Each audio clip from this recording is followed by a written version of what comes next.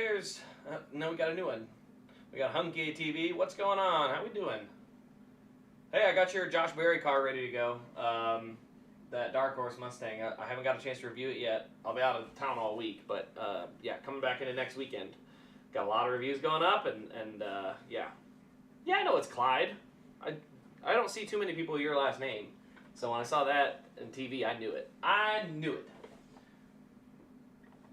Alright, so not quite going green yet. Still just got done with the national anthem.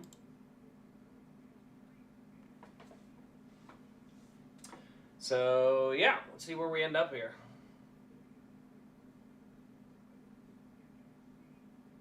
Owning a car ain't cheap. It is if you pick the right car. I picked a Prius. They're dirt cheap to own and fix. But they're not sporty. Not sporty at all. They are not a sporty car, for sure. But yeah, I should probably get ready to go grab my Mountain Dew.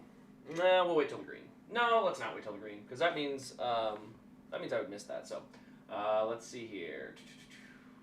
Commercial. So I have two games. I have the Minnesota game going on, and then I also have the race on. So let me grab my Mountain Dew real quick, and then I'm going to I'm going to grab my Mountain Dew quick, and we'll be right back.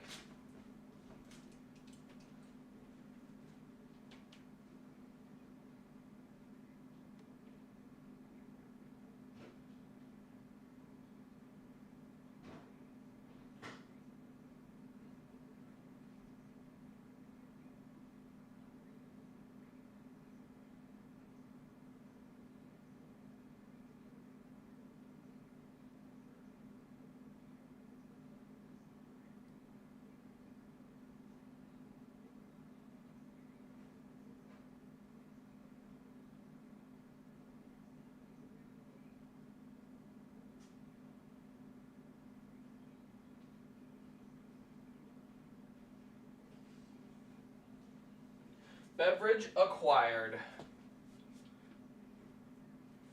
All right. Yes, Chase Elliott Kansas Win koozie, which will hide behind the Chase Elliott Kansas Win diecast. Let's see here. I hate Allgaier. I'm actually pretty happy though. So yeah, awesome. Harris Walls 11-5. Who's with me?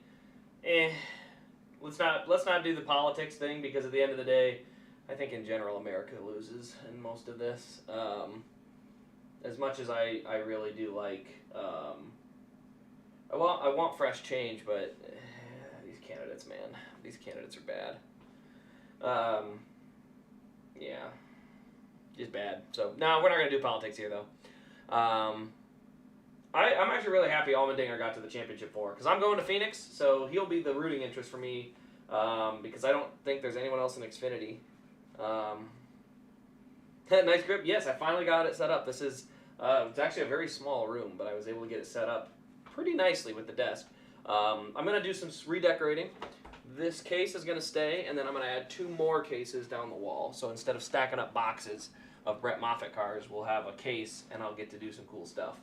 I do not have anything unpacked. It is still really bad. I'm going to be gone all week, and then I'm going to come back and have to keep unpacking. Like, it's a disaster. That's no other way to put it. It is a disaster right now. So we'll see. We'll see what happens as I try to get things situated. It's going to be interesting. Yeah, see, that's the thing. I've got my... Oh, you can't see it. Hold on. Let me slide my screen over for a sec here. Yoink. So I got that case right there. This is all of my Daytona wins. Well, actually, let's start with the oldest one. So we'll rotate this way. So yeah, there's the first one. That's 2003 all the way up to 2008. One more 90-degree turn. We get 2009 to 2014. One more rotation, and we get 2015 to 2020. And then the last rotation, this one I'll add the Byron to this week. And I got 2 empty spots. I'm not sure what I'll do with those empty spots just yet. But yeah, this is probably, I don't know. I like a couple different variations of them, but yeah, that's what I'll be doing with those. Need to get one of them. Well, I had one more rotating case, but A-Shock said he wanted it, so I offered it to him. But if he ends up not taking it, you're more than welcome to get it. I know, where's all the commenters? We have 13 people in here, and I only see 2 likes. Not good enough, man. Alright, let's slide me back into frame, and right about there. No. Right about there.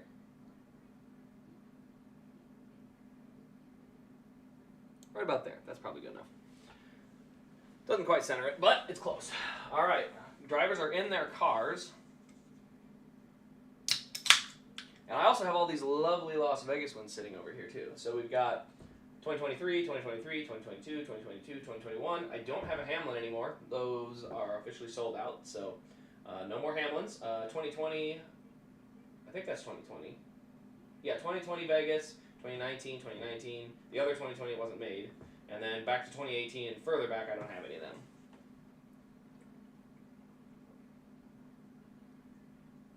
Toyota Sequoia, that's going to be a good car. I like Toyotas. They seem to be pretty good cars as far as they just last a while. Alright, let's get you guys an update. Titans are beating the Bills. What? What? Oh, that would just make my day. Oh, that would make my day. As a Jets fan, if the Bills lose, that would be kind of funny to lose to the Titans of all teams.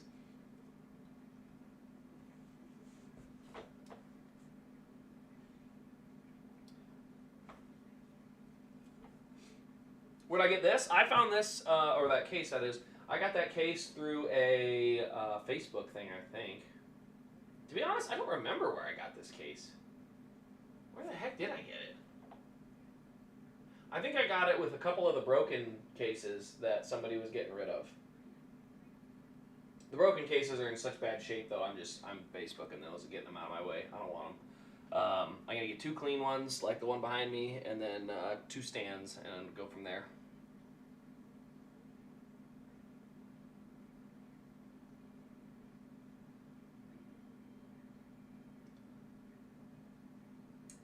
Alright, are we getting ready to roll here? Nope, still not quite there yet. So, yeah, other than that, though, yeah, I don't even know what to say. I've still got so much crap to clean up around here. It'll be exciting, though, starting to do these race reviews, or the race wins and the race reviews again. I got my studio, or my photo booth set up so I can start taking photos. Obviously, this is the item of the week. This will be on eBay. This is Clint Boyer's 2007 Jack Daniels Car of Tomorrow in the white gold elite. I bought out an entire Clint Boyer collection. This is probably the coolest piece of it. Maybe one other one, but obviously I'm not a Clint Boyer fan, number one, but also I'm not planning to keep. There we go. Put it where he's visible. Actually, we'll just slide him in line somewhere. Where does he fit? He doesn't fit anywhere, does he? Well, fine. He can sit right up in this gap, right there. That way he's out of the way. But yeah, so anyway, we're going to be trimming stuff down. Everything you see on the table is for sale, I believe. Yeah, everything. I'm not holding on to any. Like, there's a handful of cars I'm keeping. This case, nothing's going anywhere. Whatever goes in the cases behind me won't go anywhere. A lot of those will be the races I've seen in person, different Grail cars that I like, and stuff like that. But otherwise, that collection is going to go yunk because I have very limited space, and I don't have the room for this many cars. So, as cool as things like this one, the 2010 Jimmy Johnson, I love this Cobalt scheme. This is one of my favorites. It's just a matter of like I can't keep all of them, man. I just can't. There's too many cars.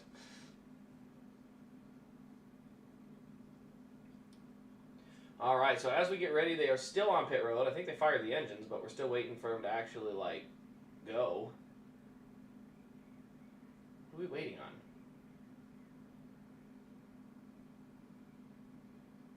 Dude, this is what I'm talking about. When the race, so this is what I can't stand about NASCAR broadcasts right now. When they say the race starts at 1:30, it is 1:43 p.m. and they have not even left pit road. So we're still probably 5 to 10 minutes from the green flag.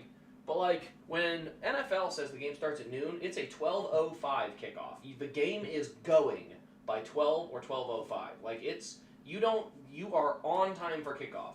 With NASCAR, it's like when you see 1:30, you're like, 1:45, 1:50 maybe. It's like, no. If green flag should be considered the start time. Maybe the command to start engines. I mean, it used to be they would come to the broadcast, with the engines already running, and then they would go. Because that was all covered in the pre-race. And I want the broadcast to get to more of that, because I want more post-race than pre-race.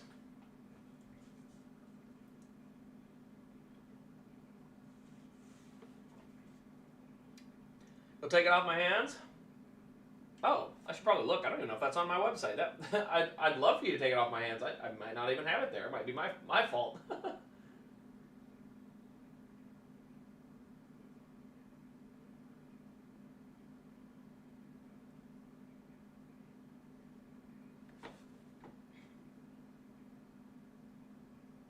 Yeah, it's I repaired this one. Originally, it had a broken little splitter spoke up on the front, and I know how to repair them, so I repaired it. Got a different splitter spoke, got it put in there, and is it perfect? It's pretty close. I think there's one tiny little mark way up in there, but I mean, no one can see it, so it's pretty good repair in my opinion.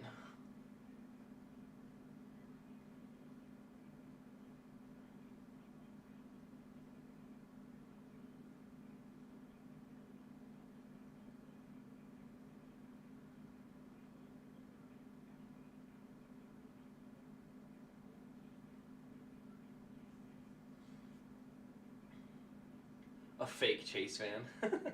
Well, I do have this, my favorite car. But I got a lot of Kane stuff. I don't have any Elliott sheet metal. It's too expensive. Kane sheet metal is nice because it was cheap. I didn't pay that much for those 3 pieces behind me because I'm not a big spender. Xfinity Championship 4, obviously AJ's in there. I would love it if it was Custer, AJ, probably all... Custer, AJ, Allmendinger, or sorry, I already have it. Custer, AJ. The other two should probably be, the other two would probably be Allgaier and Chandler Smith, I would think. Those are the cars that have been the best all year.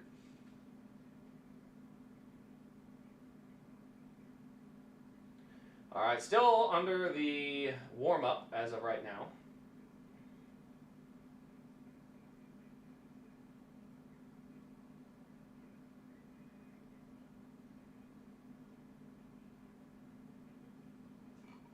All right.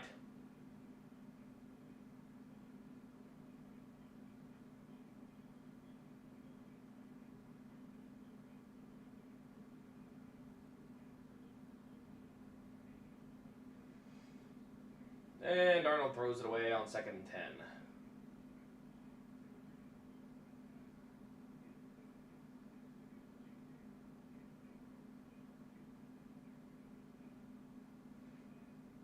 Like the new setup, I appreciate it. Took a little getting used to figure out kind of where everything was going to go, but I liked how it turned out. So these are going to be rotational cars. These are only up on a 1-week basis. Wow, we got holding on the play. It's going to be 3rd and 20. Oh, we got 2 holding penalties. Offset. Oh, there we go. Offsetting penalties. So it'll still be 2nd and 10. But anyway, so these are going to be rotational. Obviously, these are all Las Vegas wins. Going into next week at Homestead, we will have all the Homestead wins, which means Jimmy's car, Kyle Busch's Homestead win. Like, there's going to be some nice Homestead cars up here. Now, those may not all be for sale, but it's going to be cool to have the cool Homestead cars up here. So, yeah. And then Martinsville, going to have some of the cool Martinsville cars, and then that'll be it, because by Phoenix time, I'm gone. I'm going to be over in Phoenix for that race. All right, so still waiting for the green. 2nd and 10, Darnold snap. He's got a good clean pocket. Fires over the middle. That's caught Jefferson. He's going to slide. That's a gain of about 9. Ooh, gain of 6. Wow, that's a terrible spot. All right, well, it's still a gain, but my goodness, he lunged forward and got almost to the first down marker, and they marked him 2 yards short. That is bad, man. That's a bad spot. Got a defender injured. Okay, now they moved it up. 3rd and 2. That's better. I was going to say 3rd and 6 to a 3rd and 2. That's a big difference. How did they miss the spot by that much? That's bad. I'm glad they have the automated replay booth to fix some of that stuff, because that would have been really annoying to have to challenge for 4 extra yards because they can't spot the ball. I wish they had more of that, but I think we're not double up quite yet. Chase is running the white paint scheme today. I have that car behind me, getting ready to review that. Oh, we have 2 boxes in the way. Oh, should I? Nah, we're going to stick with the red. So I currently have my setup. Let's see. Did I lose a remote? I have like so many freaking remotes. Where did it go? Did I lose it?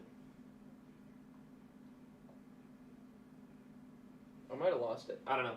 All right, so still getting ready to go to the green. Not getting anywhere just yet.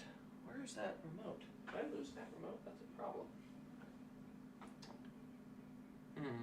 I don't see it. Well, there's one. I can use this one.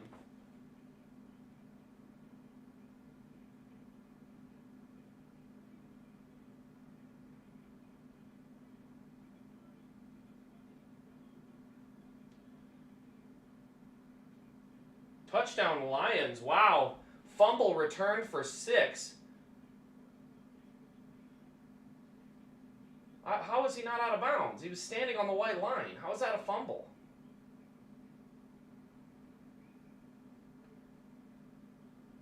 Right foot out of bounds. Left foot out of bounds. Right foot out of... Goodness. How he's out of bounds. You got to overturn that call. All right, that's going to be a first down, Minnesota. There's no shot this play stands. He's absolutely out of bounds by a country mile. How in the world they're going to try and rule that a fumble, I have no idea.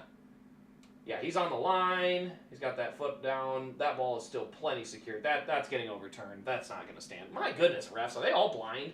This is pathetic. Like I say, his feet were both on the white line. You can't call that a fumble. That's terrible. I mean, they'll go to overturn because they automatically review all of these plays, but good grief. Need to unload some groceries? Well, good luck. Good luck to you. All right, still waiting for Joey Logano. They're talking about some team communication. I have no audio, so I can't hear it. So yeah, can't quite hear that one yet.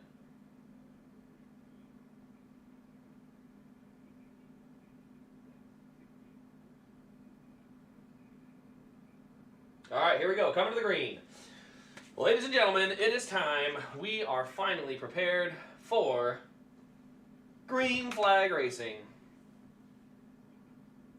Christopher Bell will lead him to the green. Oh, he's out with a nice jump. Things look semi-calm in the back. I say that, and now I see 4 wide. I said that, and now I see 4 wide.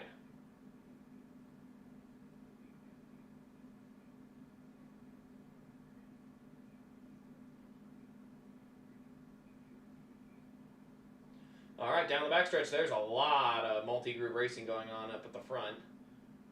Let's see. Ooh, that's Ty Gibbs going to try and go around the outside of Carson Hocevar. A little tight on exit. Big check up there.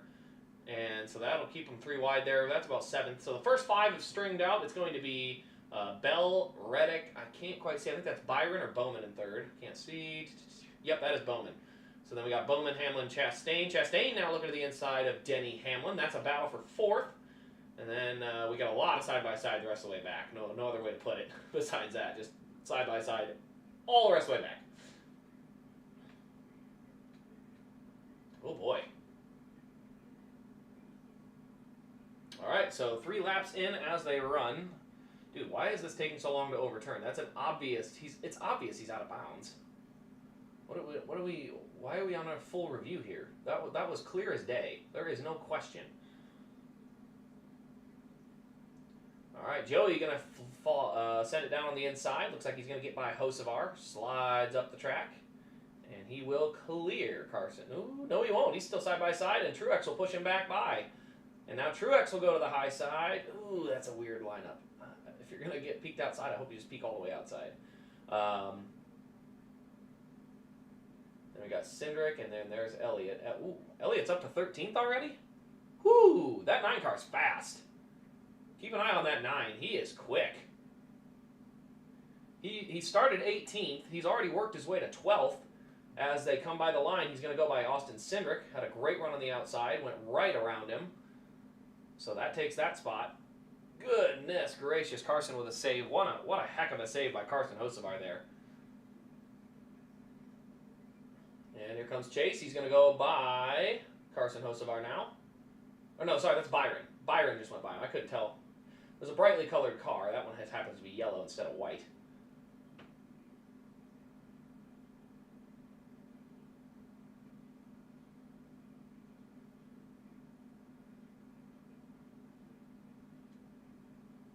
How is this taking so long?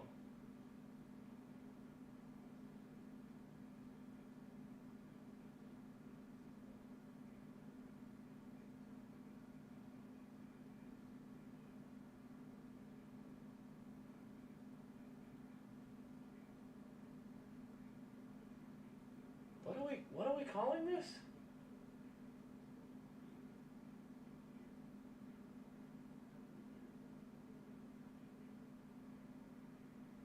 Yeah, runner was out of bounds. Why did that take 10 minutes to review? That's terrible.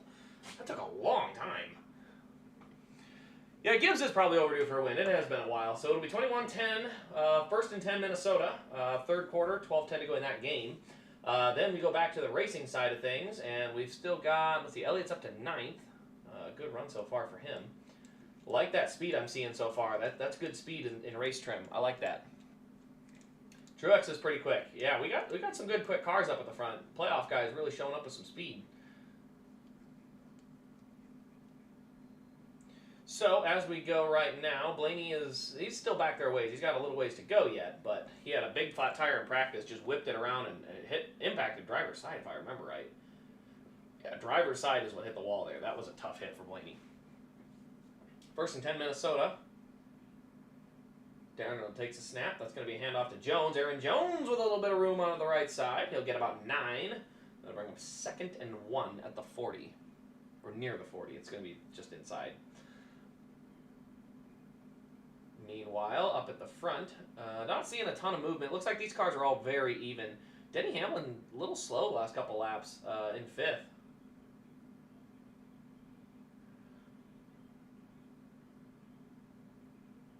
So as we look here comes Byer into the bottom. He's going to try to get that spot from Martin Truex Jr. Side by side off into turn number 1.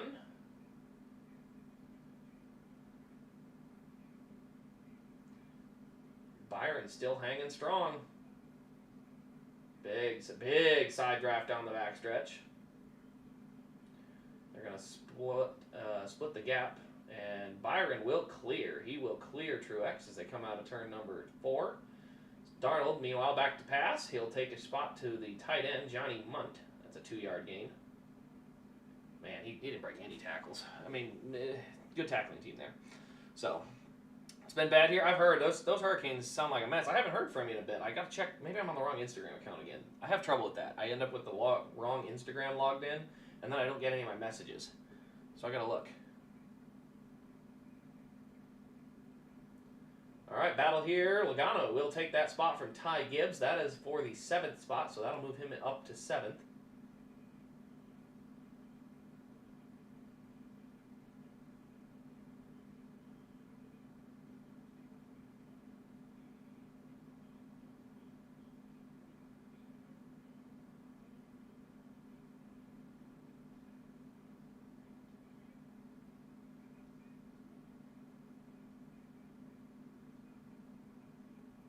Looks like Chastain 4th, Hamlin 5th, Larson 6th.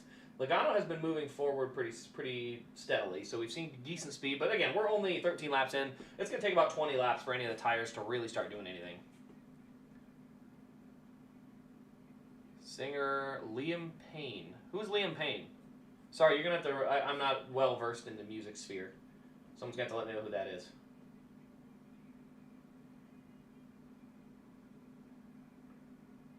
Oh, whoa! Justin Jefferson with the touchdown catch. Okay, that was cool. Darnold got hit as he threw an absolute 50-50 ball, and Justin Jefferson just mossed him.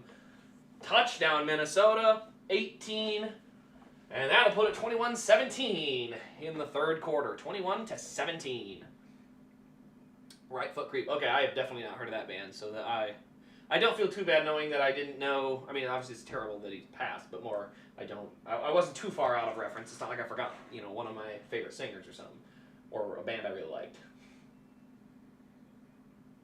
So 21-17, 10:42 left in the third. Justin Jefferson, what a touchdown grab there.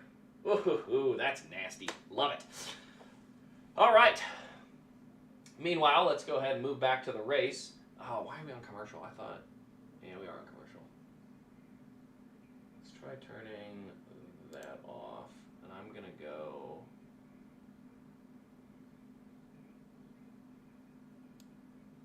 Oops, what are we doing here?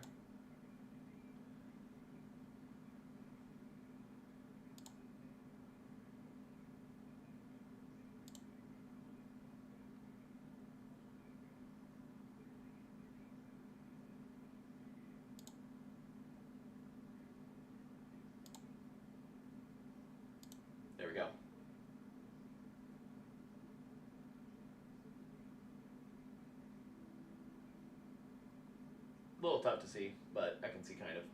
Looks like Elliott has gotten by Truex. That is for 10th. So that will move him into the top 10. Truex has fallen to 12th. So the Gibbs cars were very quick on 1 to 2 lap speed, but it does look like in the race trim they're starting to fall back a little bit, those that are in traffic. Hamlin has been passed by Larson. Gibbs has fallen back a couple spots. The other ones that are in clean air as well, currently, they are still in good shape, but we'll see if that long-run speed hangs on for him. Man, Larson just got around Hamlin. He's already on the attack for Ross Chastain. That's a battle for 4th. So that is the battle for 4th as they run. Oh, I got 2 cars back there. I should probably take those off the desk. They're not pretty. They don't look good. Actually, all cars look good. Let's see, Chase. Yep, Chase just got by Gibbs. That is a battle for 9th, so he'll move into the 9th spot.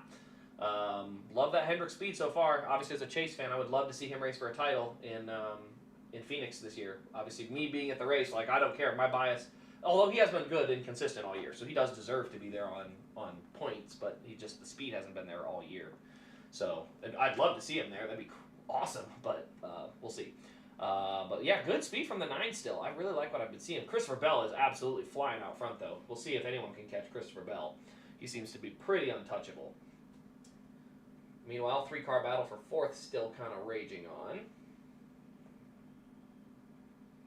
All right, so keeping an eye on it here. I can only see the top 18, so I can't quite see all of the other stuff going on.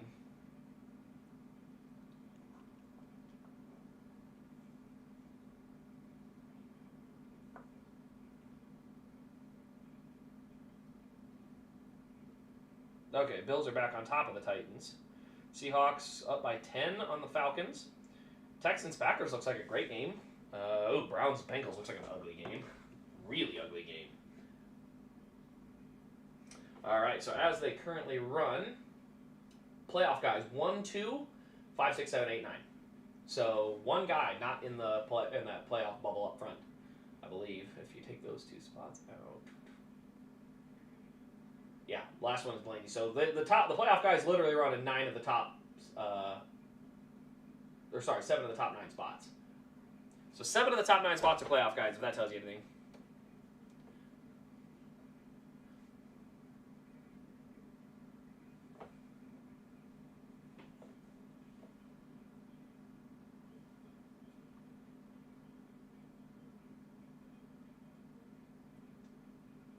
Ooh, big catch by David Montgomery there. That's awesome.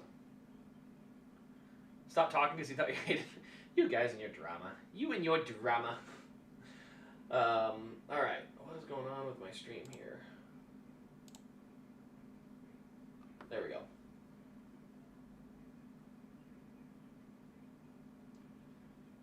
All right. So Larson has moved up into the 4th spot. Elliott has moved up into 8th. He got around Byron.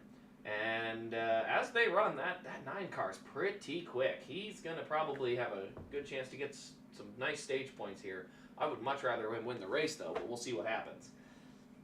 Every little bit counts. Looks like it's going to be 2nd and 5 for the Lions, who have taken the ball now. Amari Cooper, touchdown for Buffalo, so that was quick. Quick turnaround for the Bills fans there. All right. We also looks like we've got... What else we got there? Okay, no, that's the other one.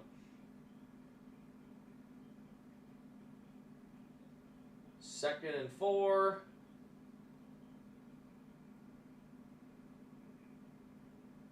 With a flag. Looks like we actually had a false start. False start, so that didn't count. So it's going to be 2nd and 9.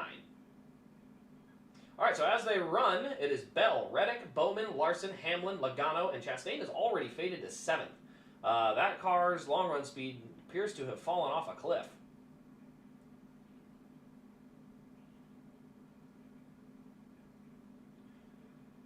So as they currently run, trying to see where Blaney is at. Has he cracked into the top 20 already? I think he has.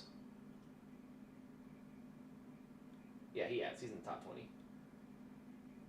All right. Oh, sorry. 2nd and 14 now after the penalty. 2nd and 14. Jared Goff in the shotgun. Take the snap. Fire out to the right. 5-yard out, and he'll get 5. So it'll be 3rd and 9 for the Detroit Lions. 3rd and 9. How's everyone been lately? Well, we are in the new location. Oh, I didn't get to show... Denny Fan has yet to see this. Let me show Denny Fan. That is my centerpiece, although I have the chat blocking it right now, unfortunately. But we've got 3 Denny cars here. But this is all of the Daytona 500 wins, so I haven't gotten to show you this yet, because it was hiding. But yes, this is where all the Daytona wins will go. It's right in there. All right, 3rd and 9. Jared Goff, 5 seconds to go on the play clock. He's going to have to take the snap. Takes the snap. He's going to look to the right. He's going to fire over the middle. Caught. Inbounds. Looks like a 12-yard gain, and that will be a 1st and 10 Lions. Meanwhile, Ryan Blaney, where is he up to? I can't quite tell where he's at. Right behind McDowell. He's got to be, is it top 20? Or is he still? Oh, no. That's 20. Yeah, that's 20. Right? No, that's late 20s? I can't tell where that at. I cannot figure out what the running order is. It is so unclear on the screen. Oh, I should move that thing back. But anyway, here's my Daytona wins, so I'm going to reposition it again. 1st and 10 Lions from the Minnesota 47. Goff tipped at the line of scrimmage, falls incomplete. That tip ball is the one you need. God, I snagged one of those. There you go. So there's those Daytona wins, but I'm going to slide my screen back so I'm centered up where I need to be. Yoink. Right about there. Right about there. Try to be about there. So big Pat Jones, I think, looks like got a hit on that.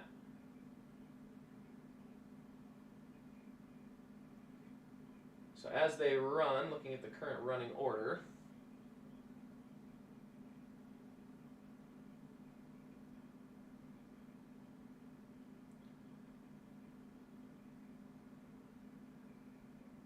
second and 10, delay a game or a timeout, not sure which one. 30-second timeout. Okay. So yes, there are some Denny cars there, but yes, I've got the new setup. This behind me, this case is empty. We're going to fill this during a stream. We're going to fill this during, I'm going to get 2 more of them to go in the rest of the desk, and then we're going to fill those in streams as well. So we've got 3 cases that will be back there and filled over the course of time.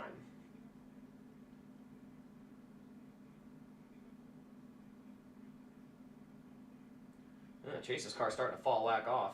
I don't like that. He's back to 9th. Looks like his tires really fell off. Cindric's coming forward. Interesting. I wonder what the deal is there. Hey, there's A-Shock. Welcome back in for the Cup race. Christopher Bell is really just setting sail out front. Nobody's really been able to touch him. He is flying. Big gaps on all the way through the field. It's an 80-lap stage. They will have to pit somewhere in the stage.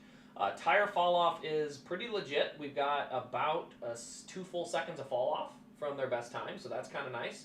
We got another false start Lions, 2nd and 15. So yeah, I'm liking what I'm seeing from Vegas so far. It looks pretty good. Looks like we're gonna have a pretty entertaining race with that tire fall off working the way it has been.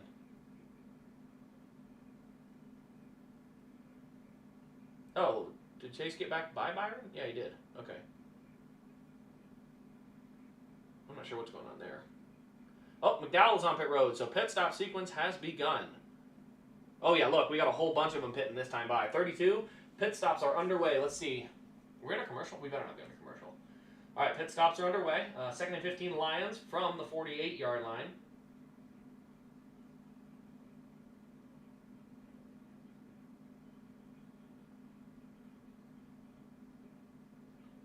Huge throw over the middle.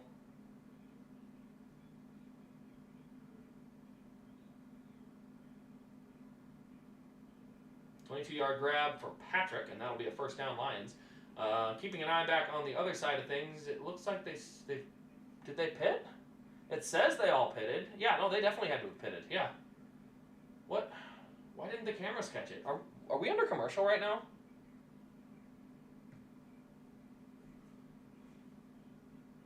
I guess we'll see. Yikes.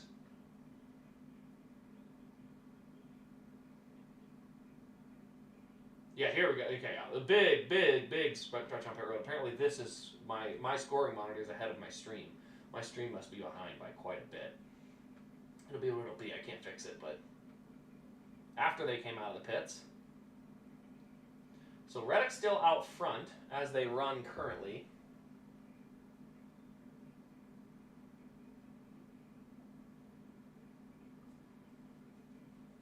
Now they're coming back around.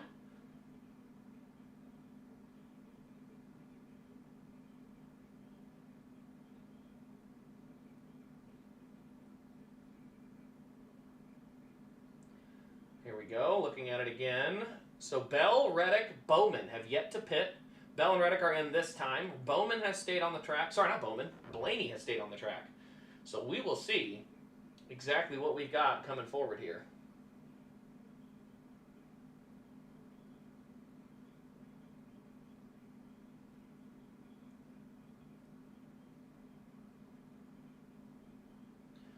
All right, there's the Bell and Reddick are in. They are pitting as of right now.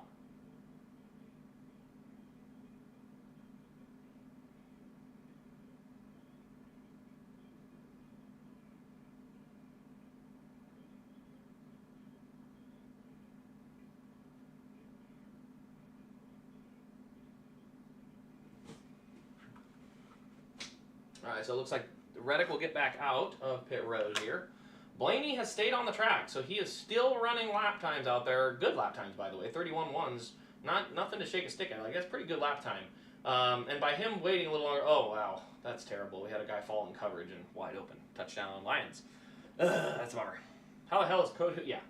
Cody Ware is out there because he hasn't pitted yet. Everyone else has. So that's how. SVG, did SVG pit? No, SVG's just pitted. That's why he's up there. Okay, so that'll shake itself out as well. We don't have to worry about that. SVG. So after it all cycles out, when those 3 guys pit, Chase will be running P6, like what I'm seeing. As of right now, though, Blaney's still out front, all by himself. I think he might be trying to run it long and catch a yellow.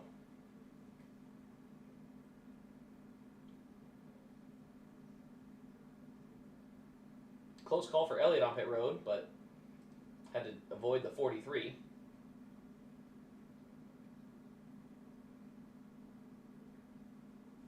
So Blaney is the last guy left on track to have not pitted as of right now. He is leading. I like this call. He's not going to get stage points if he doesn't do something. So I like the idea of being aggressive. I mean, heck, I think the pit window is like 67, 80, 70 laps. I don't even mind the idea of running all the way to the end, pitting, getting your fresh tires, and maybe trying to do a 2-tire at the stage to gain a bunch of track position. I don't mind that call. But we'll see. Because the problem he's going to run into is when he pits, he will lose a lap.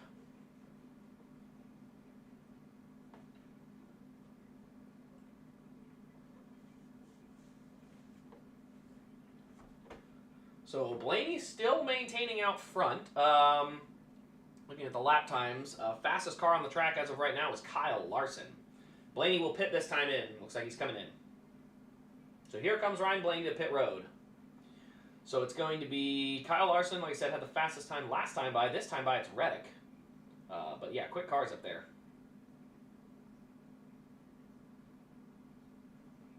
Overall, good speed. The playoff guys now run in 6 of the top 7 spots. And the other 2 guys that are back a little ways are Byron Hamlin, and then after the pit stop, it'll be the other ones. So.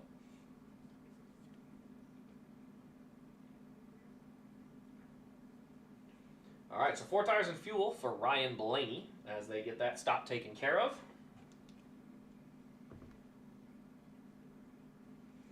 All right, score update. Let's start at the top. The Dolphins and Colts are tied at 10 apiece. Bills lead the Titans 17-10. Lions up over the Vikings 28-17. Packers and Texans 21-19 Packers. Seahawks lead the Falcons 24-14. Bengals lead the Browns 14-6. What an ugly game that had to be. And then the Eagles up 21-3 on the New York Football Giants. Oh, heavy side draft Stenhouse just put on Blaney. He's coming through pit road. He's got brand new fresh tires. He's going to blow his doors off, but slowed him down for an entire straightaway. Oh, he's not. Oh, no, he pinched him down. Yeah, Blaney's going to fall back behind Stenhouse. Oh, that's got to suck. Brand new tires and you're stuck in traffic. Oh, Bowman winning today would be a real gut punch after last week. That would be tough. That would be pretty tough, I'm not going to lie.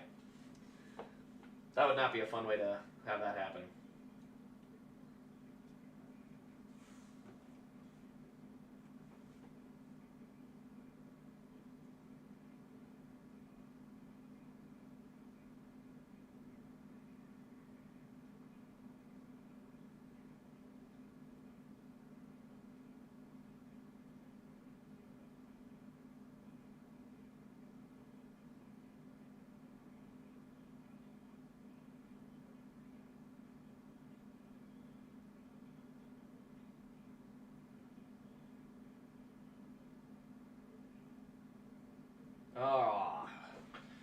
25-yard pass to Johnny Munt. We got a holding penalty coming back. Man, they have had, what are we at now, 20 penalties through the whole game? Jeez, a lot of flags today. Lions have had a ton, Vikings have had a ton, just a lot of flags. What do we got here? So, good pass there.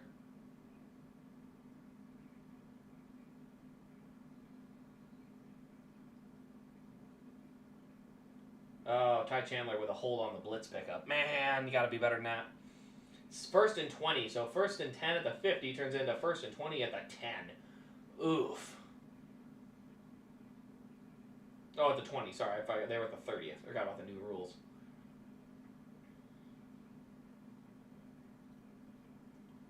So 1st and 20. Darnold will take the snap. Pretty good pocket. He's going to fire over 5-yard gain. It's not ideal. Something, but it's not what we needed. Got to do a little better than that. Thoughts on the Yankees winning the ALCS? Meh. I'm not a big baseball fan. I think baseball as a sport is kind of flawed because you've got the Yankees who can basically buy any player they want, and so you've got small market teams. I'm a Pirates guy because I've got family that works for the Pirates, and obviously their owner doesn't spend any money anyway. But even if you wanted to, the budgets are just so small. It's like you don't have a competitive league. You got to have some level playing field to help that. Good pass, Jalen Naylor. Very nice pickup. Jalen Naylor will get the first down.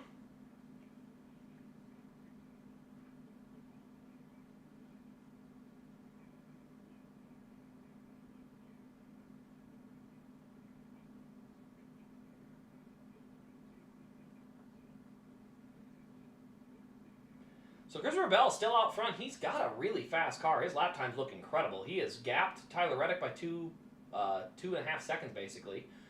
Chase Elliott looks like he just got by Joey Logano. Did he actually get by him? It looks like he did. Half a second gap between the two. So looks like Chase will get by Joey Logano, and that will move him to the top 5.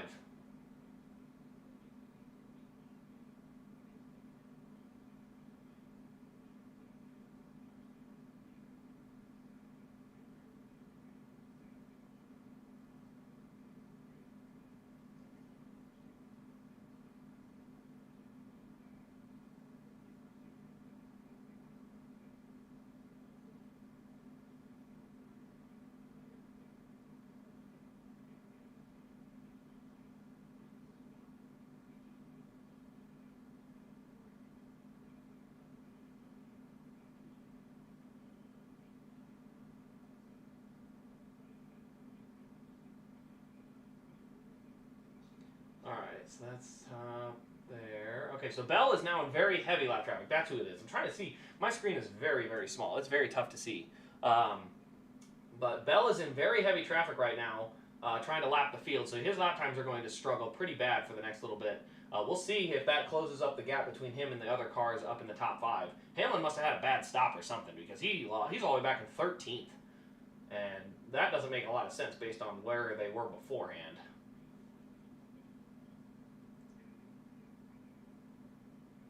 I'm not sure how he lost that many spots. His car's still quick, so it doesn't look like he lost there, but somewhere along the line there's been an issue.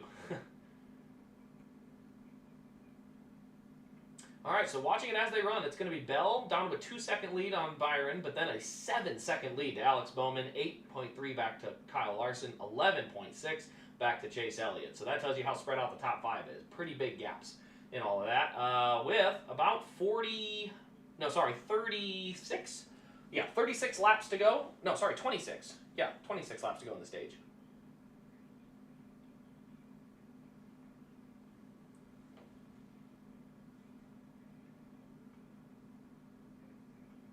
There's the issue on the Hamlin stop. Looks like it was an issue on pit road.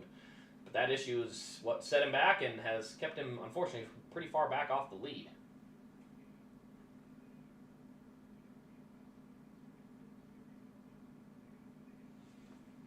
So 25 laps to go in the stage. Ugh. Meanwhile, the Vikings are 3rd and 9, sitting at the 41-yard line.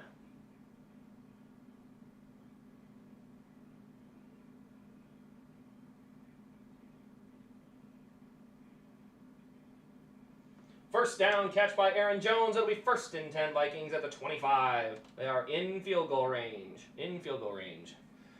All right. Good job.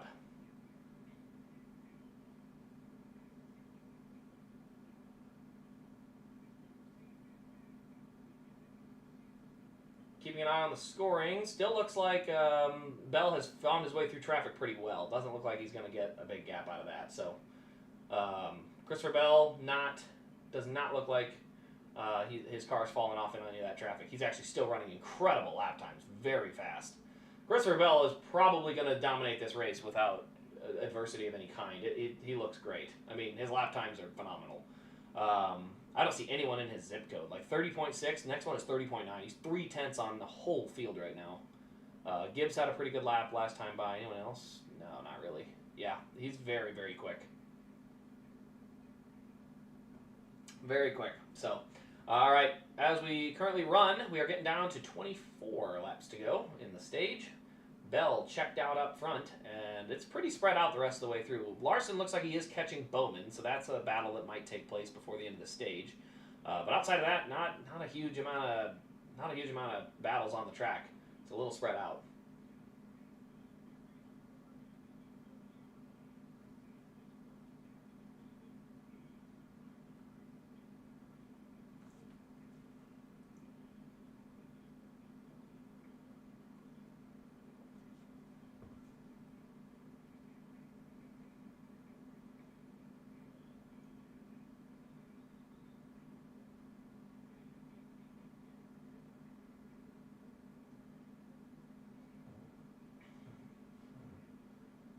Trying to see the progress on Ryan Blaney. Can't quite tell where he's at yet.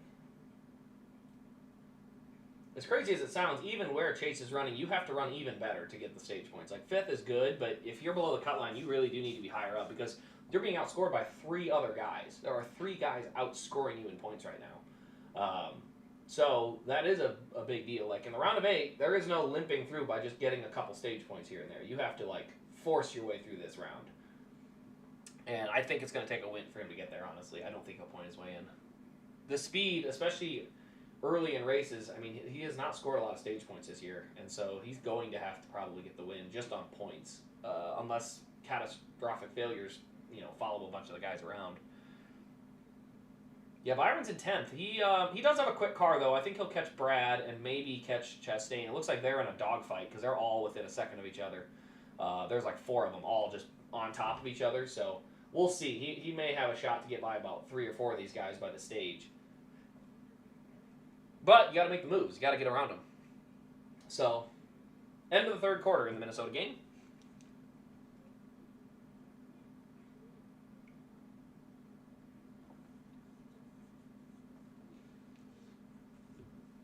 All right, keeping an eye on it here.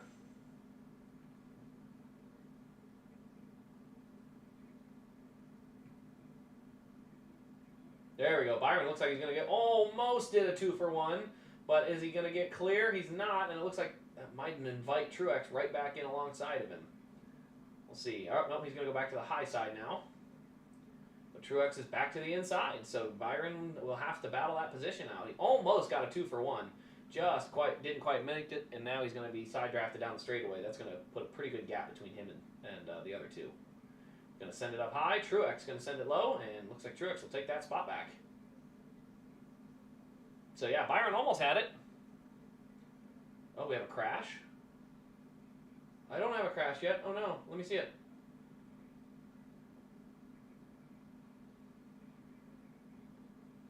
Looks like someone said Dylan. Where is it? I'm waiting. Oh, am I this far behind? Holy smokes. All right, 20 to go in the stage. Ryan Blaney could stay out here. His tires are only about 10 to 15 laps old. He might get run over, but he could stay out and have a shot to gain some track position from 19th. He could do 2 and also gain track position. I'm not sure what he'll do there. All right, let's see this crash from Austin Dillon. Oh, my. Holy smokes.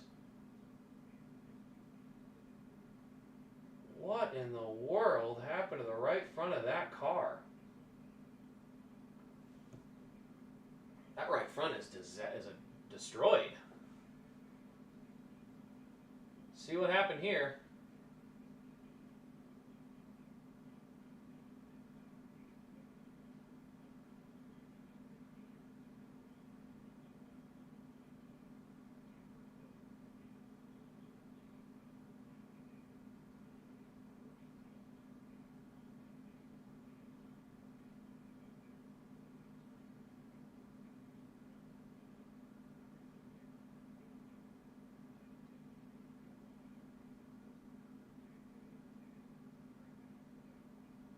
They haven't shown the replay yet. I don't know why I'm not getting it. I'm trying to see what this was on the crash here. Okay. Oh gosh, it's already happened. Crash had already happened by the time it shows. Reichert, 20-28 is the score in the Vikings-Lions game. Will Reichert with another field goal. Good job there.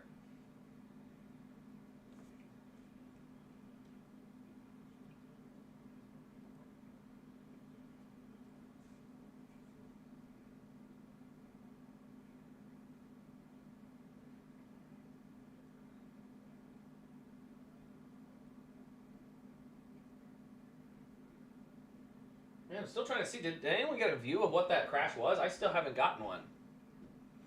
Man, this is delayed. I wish my streams were faster. They're so delayed. Daniel Hemrick, it looks like. It says makes contact, but was it a right hook?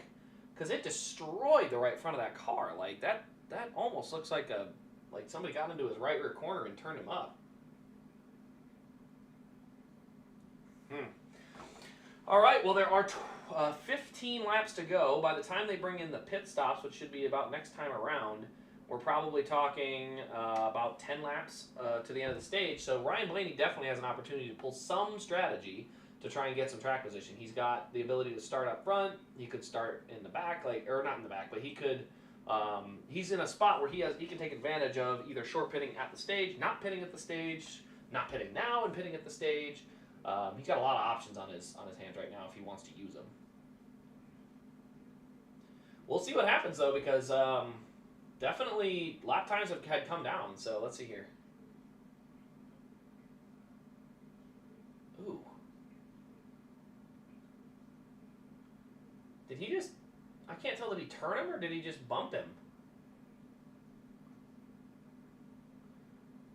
Oh, Hemmer got in there and got him and overcorrected. Ouch, man, that's a hard hit. That may take a little longer to clean up. There may not be that many laps left in the stage when it's all said and done.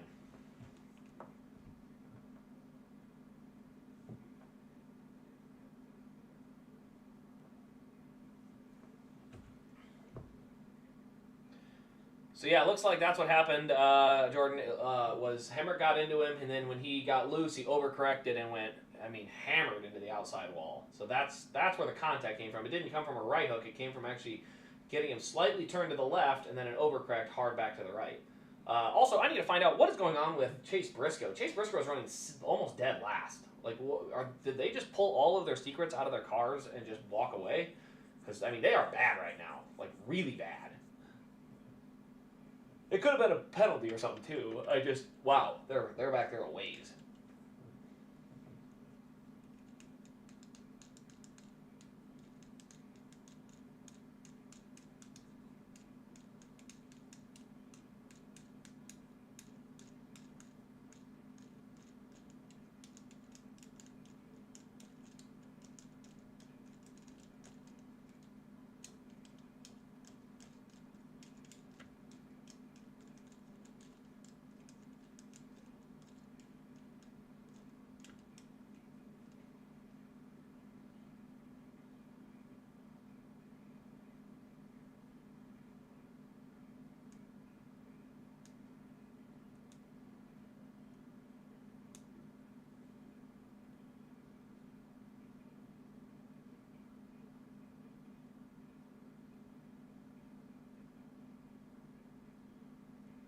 Okay, we're still waiting on pit stops. Kind of waiting for that to happen. So pit stops is what we're kind of waiting on at the moment. We'll see what we get there. Byron fell off hard. Well, they're on pitting right now, I'm guessing. Yeah, looks like everybody's pitting. For the most part, looks like everybody's pitting. All right, let's see. Coming to pit road this time by. Man, I don't like how my stuff is delayed.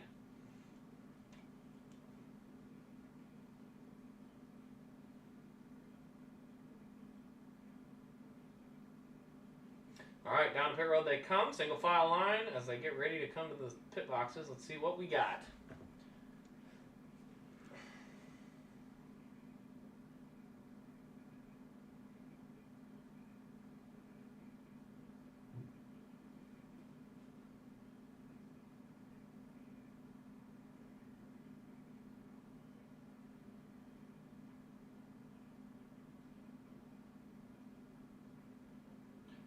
All right, looks like Truex is going to do 2 tires. I can't quite tell. It looks like a lot of 2 tires, a lot of 4. I can't even tell what happened there. All right, so 2, 2, 2, 2, a lot of 4s. So a lot of 2, a lot of 4, a lot of mix going on. Truex Jr. and Byron with the big gamble to go up front.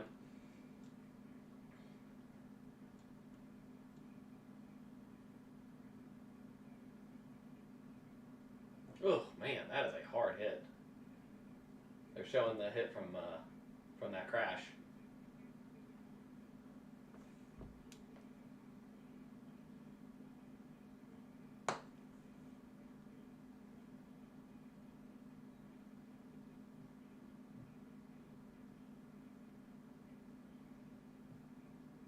Can we see the Elliott car? Which one? Which Elliott car? Oh my goodness, Kirk. What was that? Kirk Cousins looks like a sack fumble return for a touchdown. That was a bad play by Kirk. He was dead to rights and just, I mean, that's a bad play, man. Got to do better than that. This one here on the desk.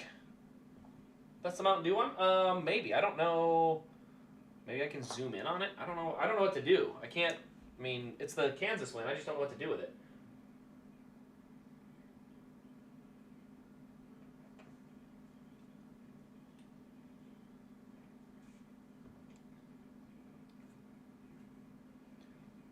Yeah, that's the one that's on the desk. I don't know how to show it though, because I don't have any way to like bring the camera closer. The camera's literally mounted on the wall, like it's way out there. I can't reach it.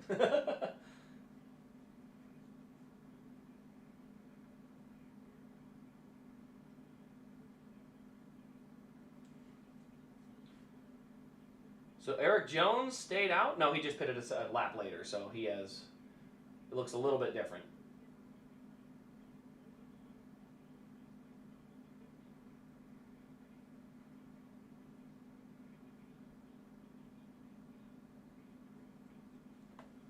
All right, so as they run, there we go. Now I've got a good clearance. So it's going to be Truex, Byron, Keselowski, Buescher on the restart. They are on 2. Then we get Reddick on 4, Hamlin on 2, Bell on 4, Larson 4, Bowman 4, Busch 2, Elliott 4, Logano 4. So it's going to be an interesting restart. If I am anybody on this restart, I want to either run at the bottom or the top of the lane. I want to be able to get a clear lane of sight ahead of me. And so if I'm following a guy on 2 tires, I'm going to try and nudge him up off the bottom so I get the bottom, or I'm going to try and go around the outside of him. I do not want to be in his dirty air, though. Not on a restart. All right, Lions will punt here.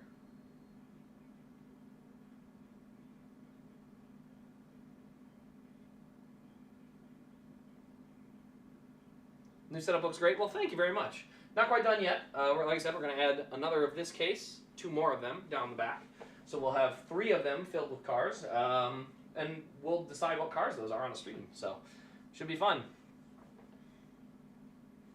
Yeah, I have more room. Actually, we're under yellow now. I probably should keep track of this. Let's see here.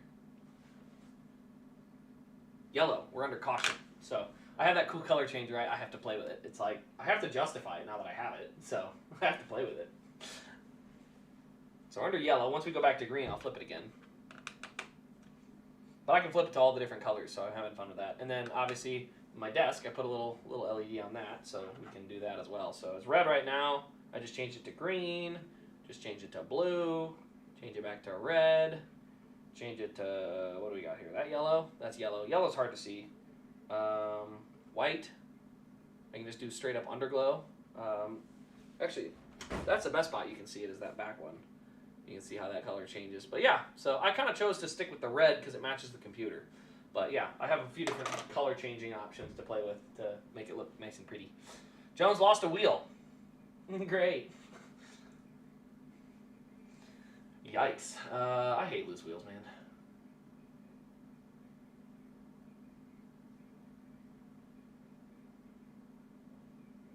Alright, so right now I believe we're all under commercial.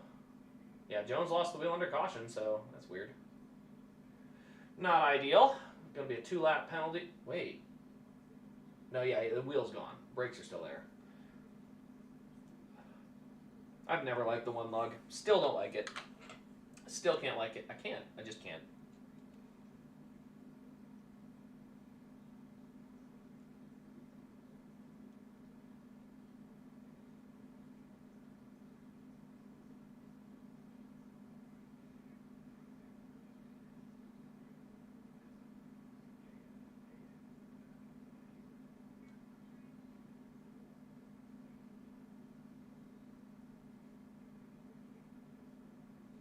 All right, so as they currently run, it'll be, when they finally line up, it'll be Truex, Byron, Keselowski, Buescher, Reddick.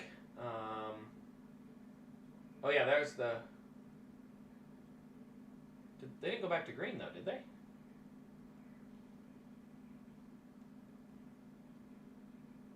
Yeah, they didn't go back to green yet, so...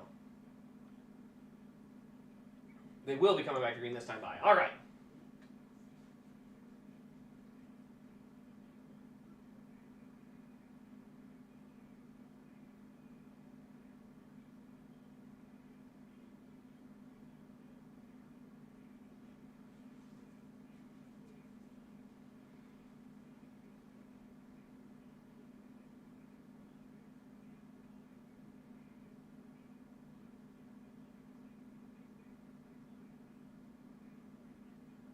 All right, come back to the green. Here we go. Let's see what we got. Ooh, big wash up on the top. Big stack up there. Somebody went to the second lane and got really stuck up there. Oh, Chastain just about fenced the 9. He had to lift big time trying to not get sent into the fence there.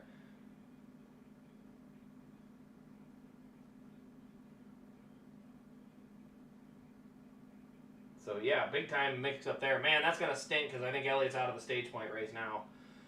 So Byron's in a good spot to get stage points here. But yeah, unfortunately for Chase, he's going to fall out. And man, you got to have them stage points. I think he's going to have to win a race to get in.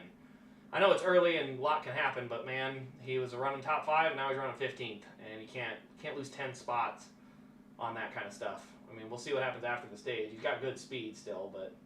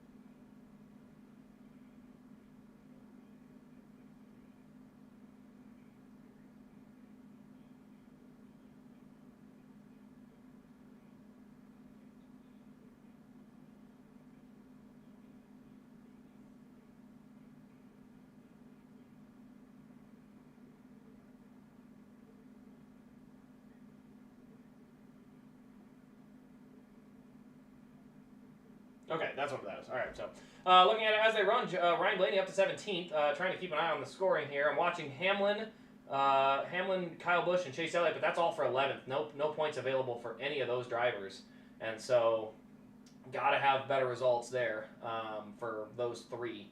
But yeah, just man, tough break. Still 3 laps to go, so a lot can happen, but you know, losing out on them stage points is a pretty big deal.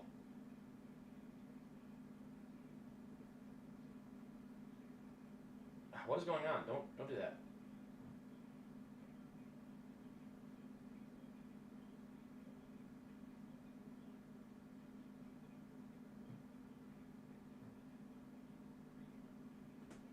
So Larson and Cindric currently battling for 9th. That's the last spot in the point area. Cindric with a good run tonight. He's had a good car so far, has Austin Cindric. Big slide there, and he will take that spot. Coming back around, 1 to go. Reddick has, I didn't even notice Reddick got the lead, so Reddick is the leader.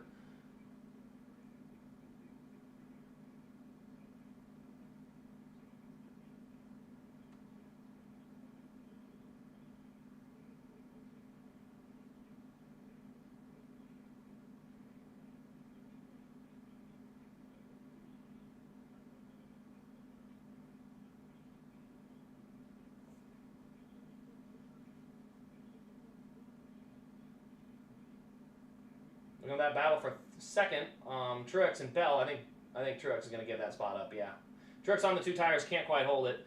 Final lap of the stage as they go around. It looks like it might be Hamlin and Larson battling for that last spot, but I don't think he's going to get there. So we'll see as they come back around for the final lap of stage number 1.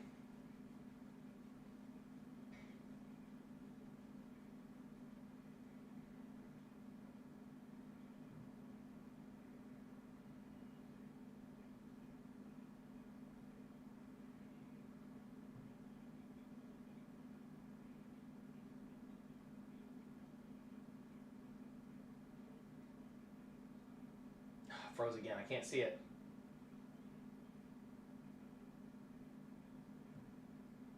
There we go. So as they come off of turn 4, it will be Tyler Reddick taking the checkered flag. He will get the stage points there. It looks like it'll be Reddick, Bell, Truex, Byron, Keselowski, Gibbs, Buschard, Logano, Cindric, Larson, Hamlin, Elliott, top 12. Oh, man. Tough break. Let's see, 1, 2, 3, 4, 5, 6, 7, 8. Yeah, so Chase gets end up second to last out of the playoff guys, unfortunately. So not ideal there. We got to have better results for that. Can't have that.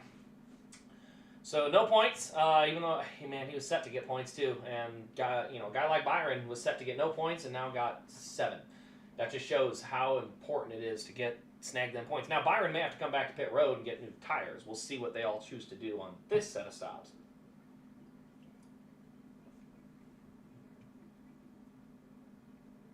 Chase Briscoe will get the free pass as we continue moving on there.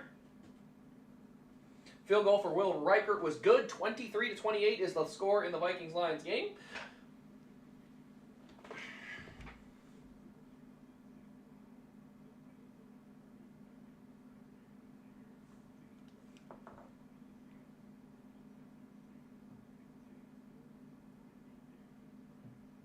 There we go.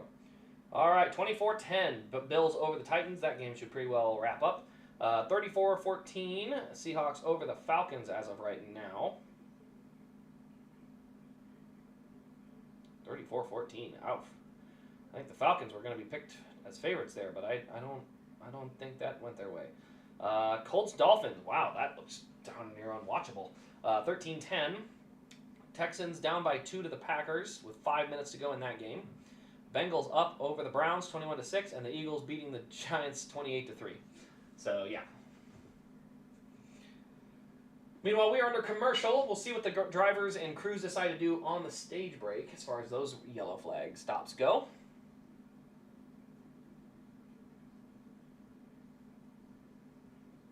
Hope you guys are ready for Diecast reviews to come back too. Man, like I said, this will be the one of the first reviews when we get back. It'll be the second one, I think. But this is that white gold Clint Boyer car. This is cool, man. I've never had a white gold Elite, and so having that one in there to get reviewed, it's got to be on eBay right away because it was bought out of a collection and I just too many cars, not keeping that many. So, but just being able to see a white gold car, especially one like that where the whole car is white gold, it's not just part of the paint scheme. I like that. I really like that.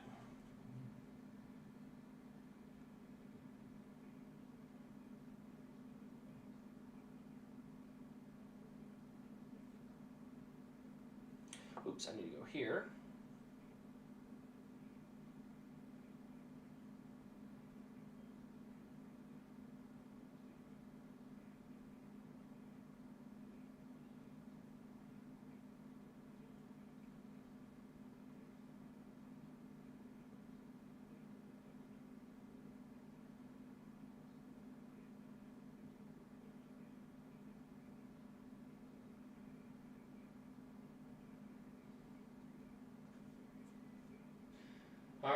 let's see here. I think their yellow flag stops are going to be right now.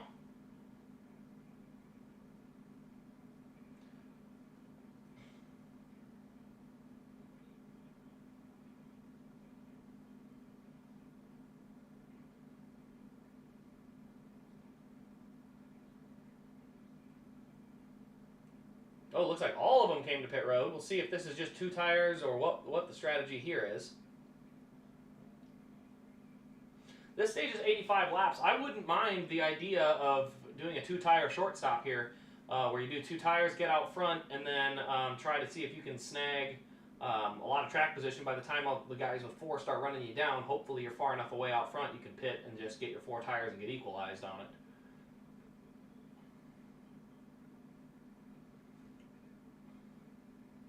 So yes, as they come off pit road, there we go. Pit road. Gibbs will be first off pit road, then Elliott, then Bowman, then Logano on 2. Everybody else on 4. Not a lot of guys on 4 tires there.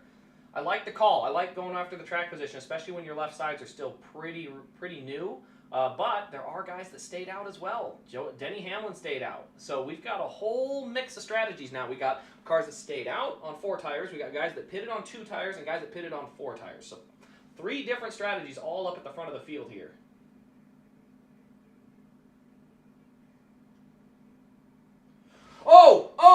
Oh my goodness!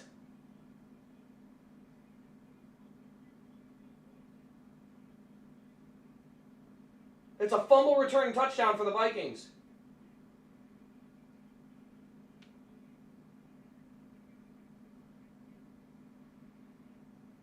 Holding Detroit, decline the penalty. Touchdown Vikings. Minnesota takes the lead. Fumble return touchdown, and Minnesota takes the lead back.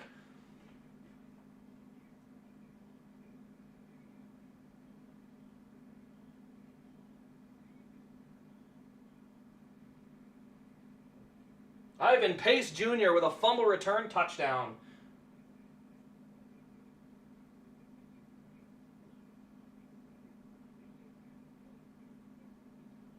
Good punch out. Who is it? Josh Metellus punched that ball out. Ivan Pace gets on it.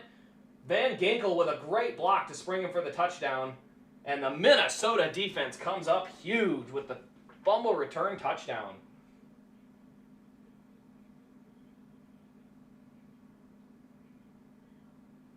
Ivan Pace Jr., let's go. Minnesota goes back on top. What a game, honestly. For all the Lions fans out there that were cocky and said they were going to win by 50, come on. You didn't really believe it was going to be 50. I don't even know. If the game, one way or the other, win or loss, I mean, this has been a great game all the way through. So I'm not going to complain either way. It has been a fun game to watch. But, yeah, don't say you're going to win by 50 just because you beat the freaking Cowboys.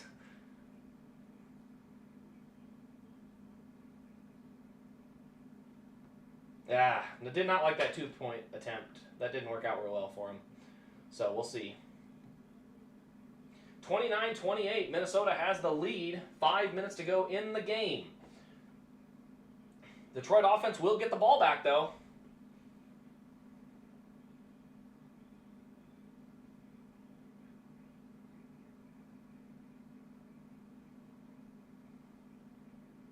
NFC North is very stacked.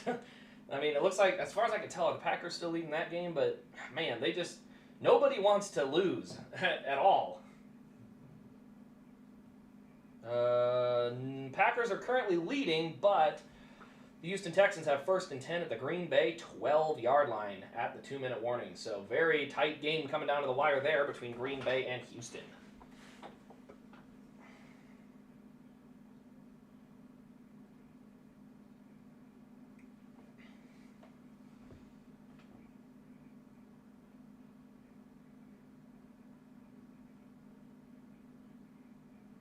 All right, we'll see what happens when they finally get back here. Commanders look good this year. That is correct. I have really been impressed with Jaden Daniels. He looks great. All right, so 28-29, 5:50 to go in the game. The Vikings will kick this one through the back of the end zone, it looks like. Yes, so it'll be not a through the back, but it'll be a touchback. So 2nd and 12 with the Green Bay 14 now for Houston. I think Green Bay is starting to use some timeouts because they know a field goal is imminent at bare minimum. 21-19 is the score.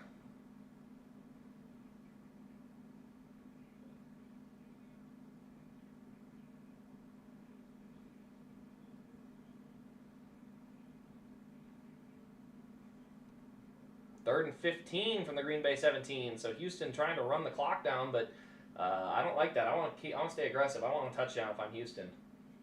Anyway, let's get back over here. Still under commercial, waiting to get ready to go back to green.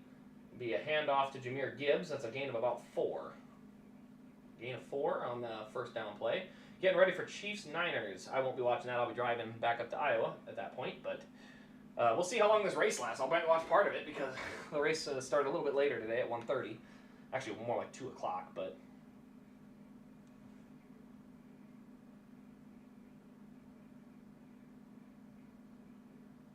Oh, what do we got here? We got a hole on Larson's car.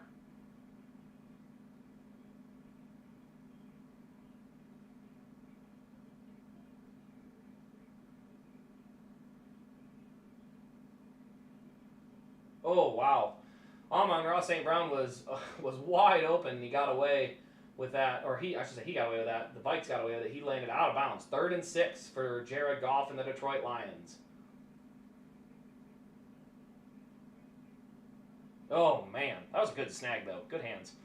What did he have now?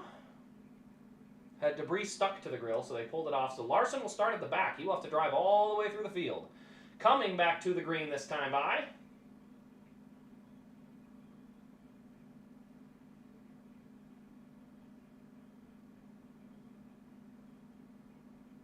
So Elliott went outside behind Gibbs. I like that. I like that spot.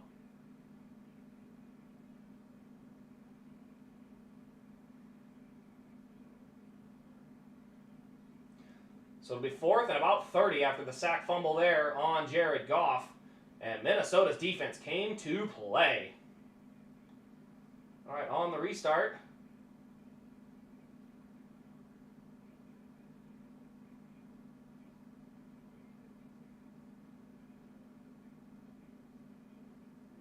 We are back to green.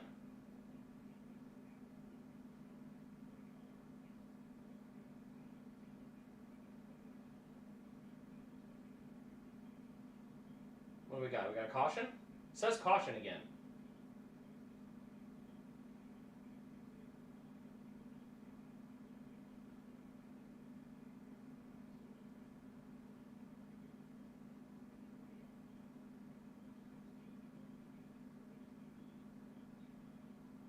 It froze again.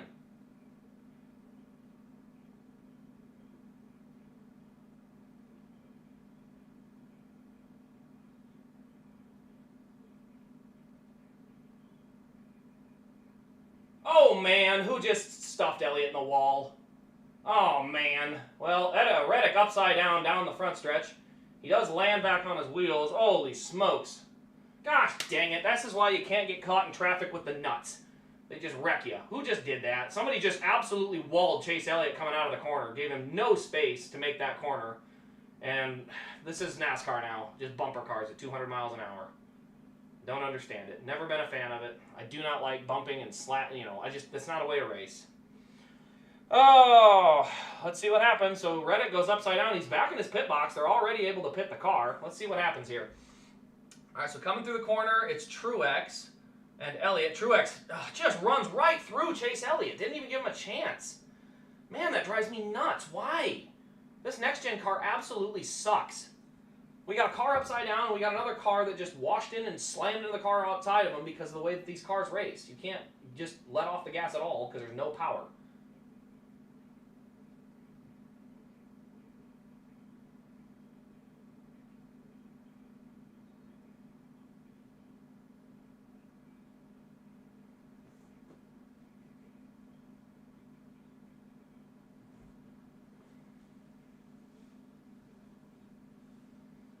Oh, Truex. That's not even typical of Truex. Truex never did stuff like that.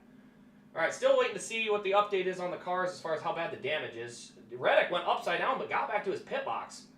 I mean, that car might be safe to keep racing. I have no idea. Oh, can you imagine a guy goes upside down and wins the race? So yeah, Reddick goes upside down the front stretch, but gets back on the wheels and drives it back to the pit box. Question is also on, I don't know how bad the damage on the 9 is.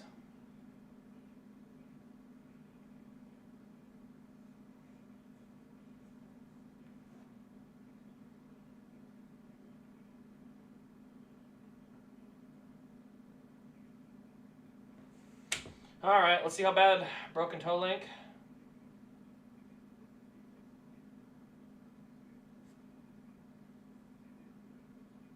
Yeah, I don't know what the 9's damage is right now, and that's what I'm trying to see. But I can't hear the broadcast at all, so.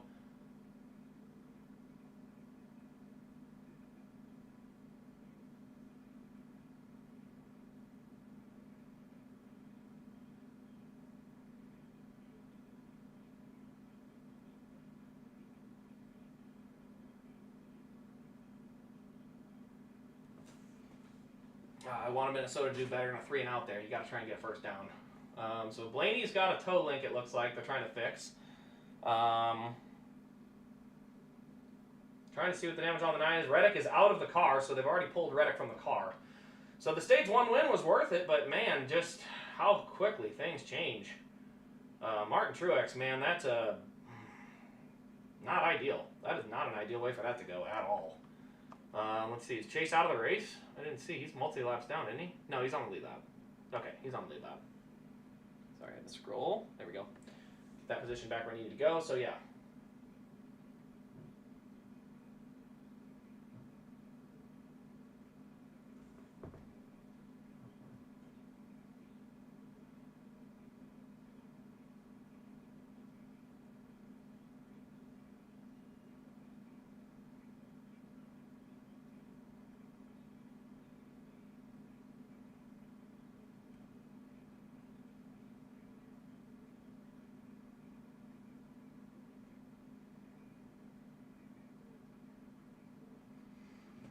So Reddick flips. Wow, that was something.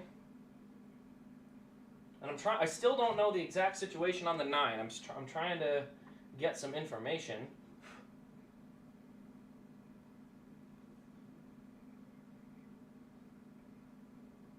Let's go back to the NFL one. So the Packers have the ball 1st and 5 at the Houston 32. They will have a shot at a game-winning field goal, but with the bad kicking in Green Bay, that's going to come down to the wire. What else we got? Texans have a 6-point lead on the Dolphins. Atlanta's down by 20. Packers down by 1. That's the one that's coming to the wire. That's the only good game otherwise is the Packers-Texans coming down to the wire. Elliott's still on pit road. They're fixing... Looks like a toe link maybe, and maybe patching some stuff. Doesn't look terrible though. It looks drivable. Like it doesn't look like it's completely ruined. Looks like they are trying to patch some gash in the door. So Elliott should continue. He might. I don't think the car is going to be very good, but at least he will be able to continue racing. Chase feels something wrong with the car. They probably don't have a great toe link, but if he can meet minimum speed, they can fix it under the next caution with unlimited amounts of time. Man, that sucks. He was running literally in the top 3, and man, just you gotta have everything go right there. I mean, got kind of suckered back on the straightaway, and you have to get out in front of it and drive away from it. You can't get sucked back into the nest with all them. Because that's just what they do. They'll run right over you and crash you.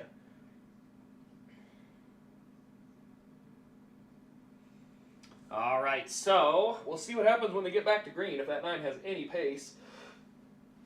Otherwise, between him, Blaney, and Reddick, a tough start to this one. Only 4 guys in the championship hunt still left up at the front after Larson's penalty. He is also at the back. So we'll see.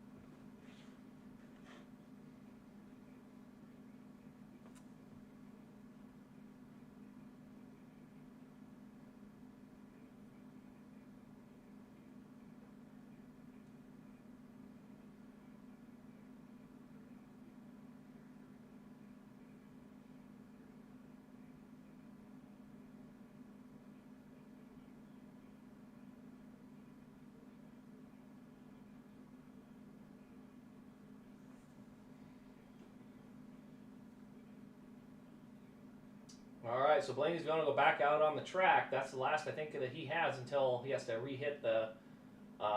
He has to get his. Has to get the DVP off. He has to score good enough to get there.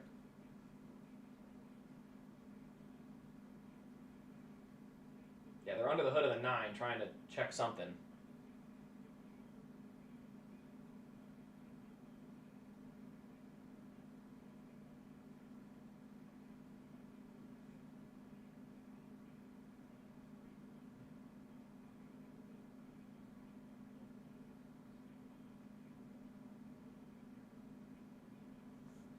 Yeah, they're still working on the right front of Chase's car. I don't know how much time they have left on the DVP.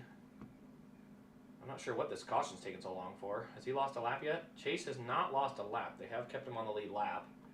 So we'll see if he's able to hold that gap or not.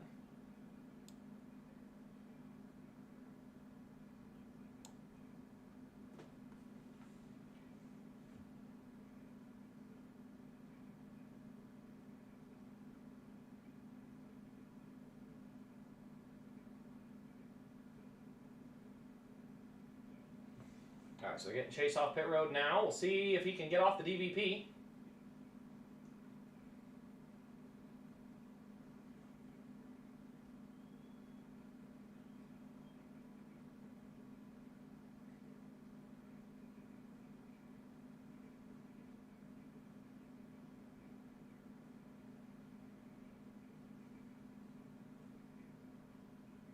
Yeah, Detroit's already in the red zone. They had 2 very nice plays to get him down to the 22-yard line. I think at this point they're probably going to run and try to play for the field goal.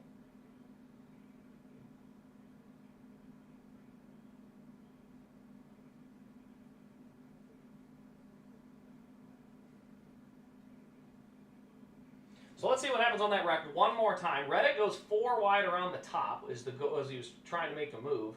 And like I said, Chase just didn't quite get clear of Truex, got side drafted and stacked everything up. Then Truex, yeah, just washed up into him and gave him no exit.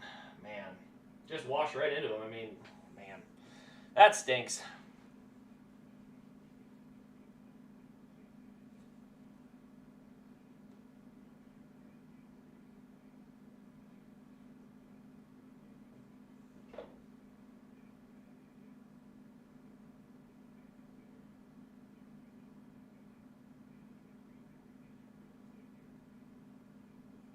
All right, back to green we go.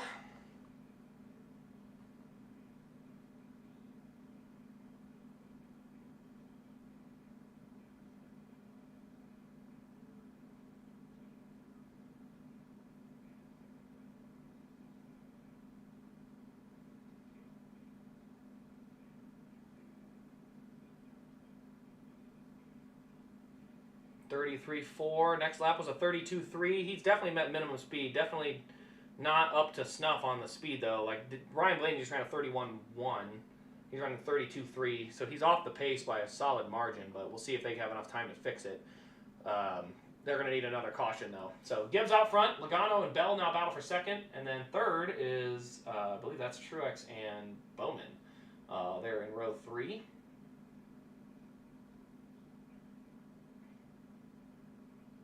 Looks like Bell's going to get clear of Logano here in 1 and 2, and he will set sail trying to go after Tyler Reddick.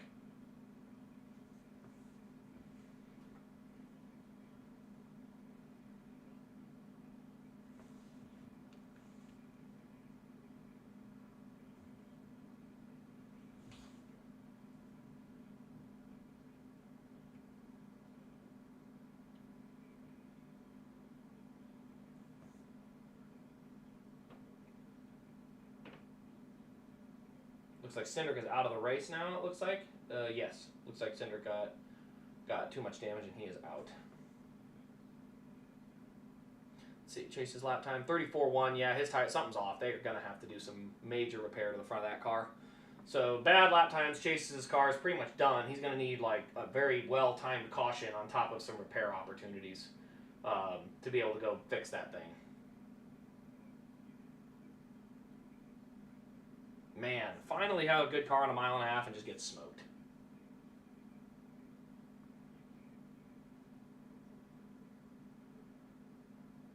Larson and Hamlin coming from the back. They're starting to move their way forward. Kyle Larson's already up to 14th. Like, he is absolutely moving through the field.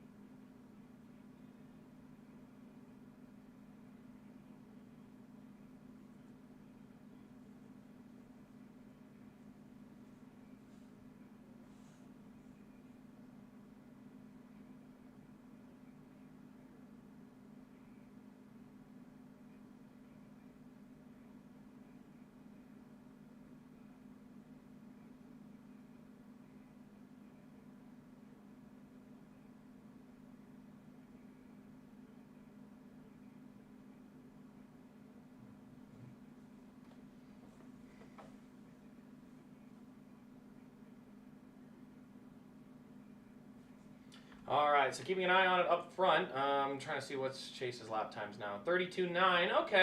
Okay, hold on. That's manageable. He's off the pace, but he's not like terrible. Like, they might be able to make something happen. He may have been taking it easy because he wasn't sure what that car had in it.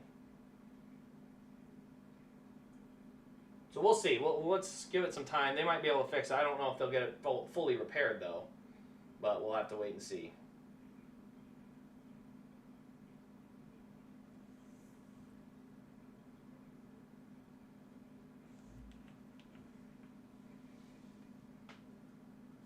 Alrighty.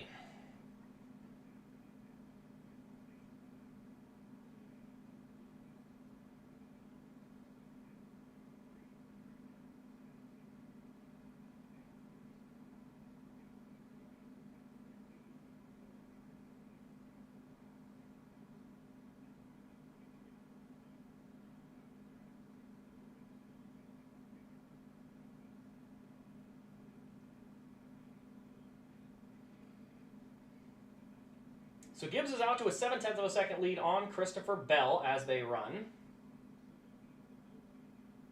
Trying to keep an eye on it here. Larson already up to 11th. Man, he is flying. Keep an eye on Kyle Larson. He may still win this thing. He had a penalty that sent him back, but he's recovered very nicely.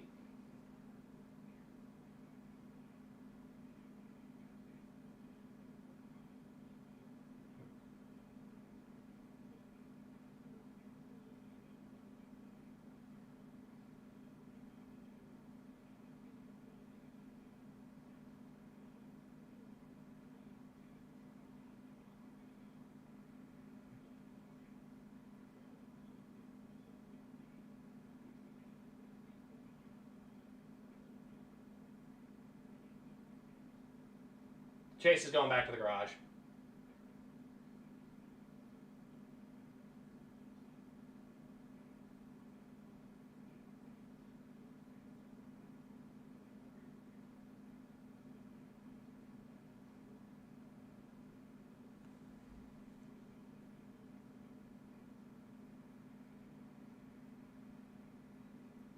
What?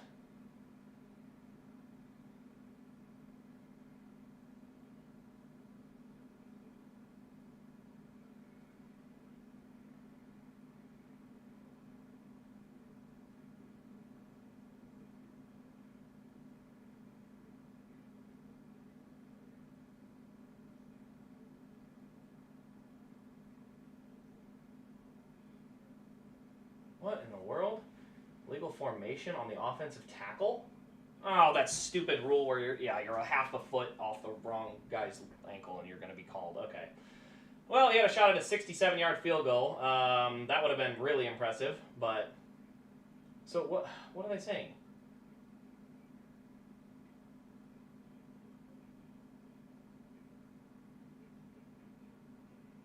Really?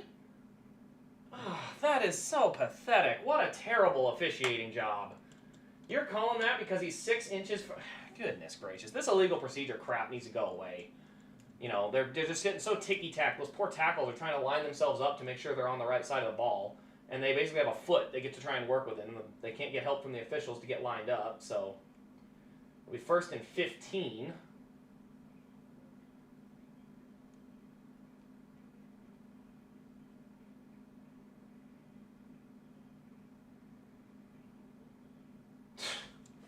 Unbelievable.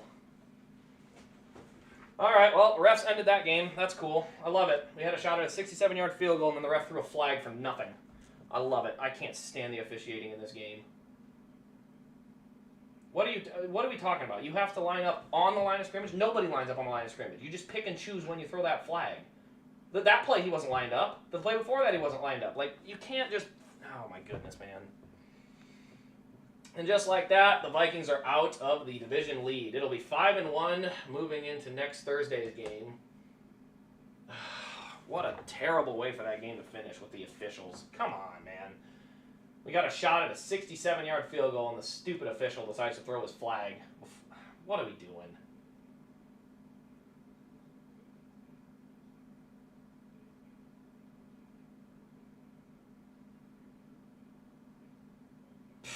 Unbelievable. I've never seen that kind of crap. I've never, ever, ever seen the refs throw an illegal procedure on a QB spike. Never. Not once in my life. Because it's a terrible call. Terrible. Nobody does that. Why would you ever call illegal procedure because a tackle lined up this far off of the line of scrimmage? You have to be on, not this far. Like, come on, man. On a freaking QB spike? That's terrible. That's absolutely awful. Oh, man. Missed an opportunity. I would have loved to seen him give it a shot. I would have loved to seen him have a shot at it. But I have to wait till next week or another time because they'll... stupid ref, man. Why do you ruin the game? Let the players play the game out, man. Let them play. Oh, I hate that. I've never seen illegal procedure on a QB spike. Never. Not once. Like, why are the officials getting involved in these games? I don't like that. It's like, I watched the Jets game last week, and there was freaking 28 penalties. I don't understand why the refs want to be the main focus of every game. I don't get it. Oh, that's so frustrating. It was such a good game, too. Such a good game to come down to that, man. That's terrible. Looks like they got to replace the entire right front. So Chase is done. Oh, that was a terrible last 20 minutes. Chase goes from running well, Vikings go from winning to refs getting involved and losing, and then Chase is in the garage and done for the day. So that last 20 minutes sucked. That last 20 minutes was terrible.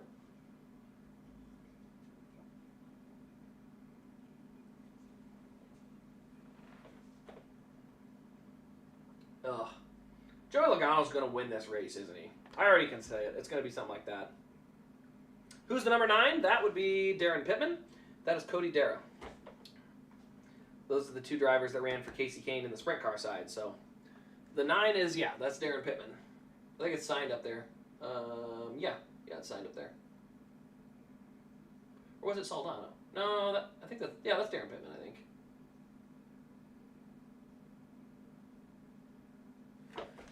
And then, yeah, that one's owned by both Cody and Casey, or either Cody and Kale. One signed by 3 of them, one signed by 2 of them. Denny's in for his stops during this green flag cycle. He's going to try and maybe see if he can bring more people to pit road. Oh, man. So Chase is done.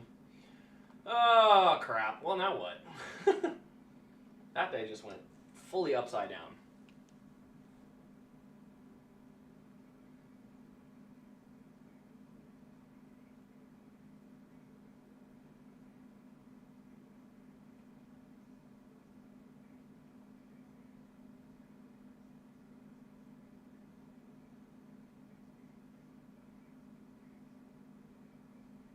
All right, so Denny Hamlin, first guy to pit. No one else has come yet, so we'll see how much time he is able to gain by pitting just a few laps earlier than everyone else.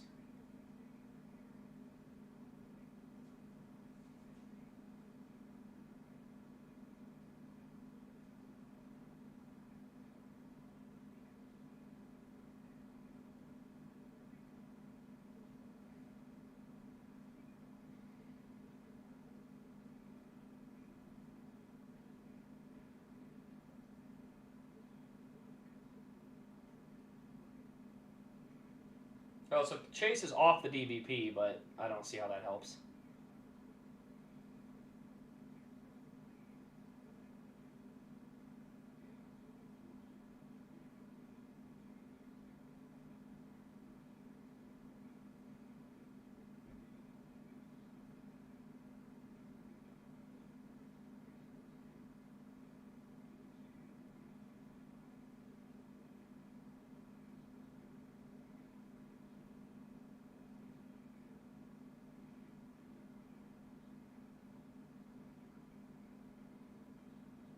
Oh, we have a caution? What do we got going on here? Why is my score off? Okay, green flag pit stops have begun. There we go.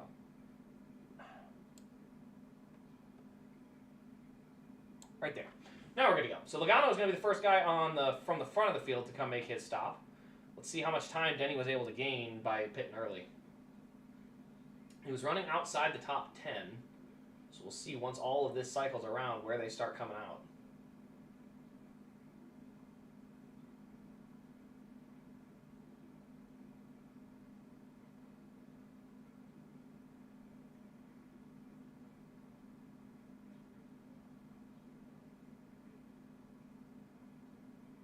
So Bell is still up front. Larson now second. He's still on the track running where he's at. I think he could run a little longer after the different cautions they've had. I think he could. If he wants to run this thing out a little more, he can. Hamlin 31st. What the heck? Did he have damage? 30.8.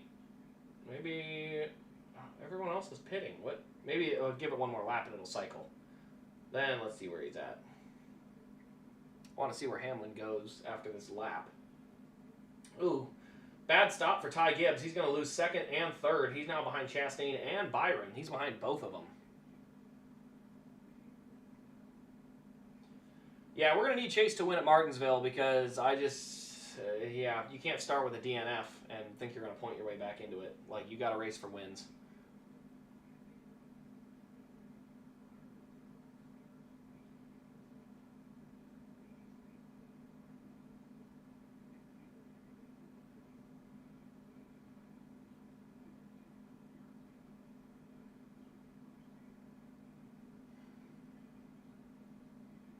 Yeah, Jimmy Johnson's in the race. Nobody knew. All right, so Denny... Ooh, Denny's still 26th. Yeah, Denny had to have had an issue on that stop or something because he is well off. 30.9. Yeah, he's way off the pace. What's going on? Denny Hamlin has problems. I don't know if he's on 7 cylinders. I guess I couldn't hear the broadcast, but Denny Hamlin's off the pace. So we've got some playoff guys with trouble. Man, just staying in the race might be enough to get you a win today because there's so many different guys that have fallen out of the race already.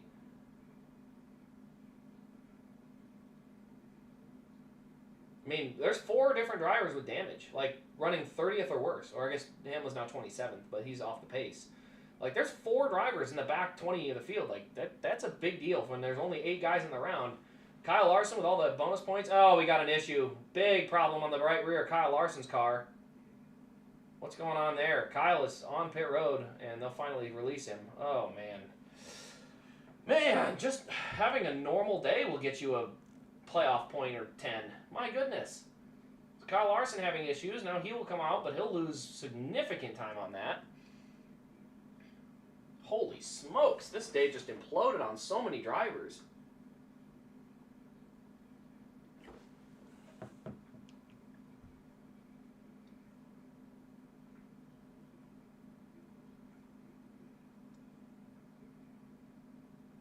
Oh, Larson has to come back to pit road now.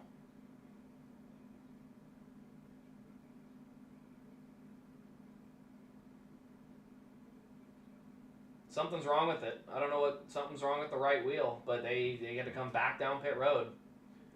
Oh, man.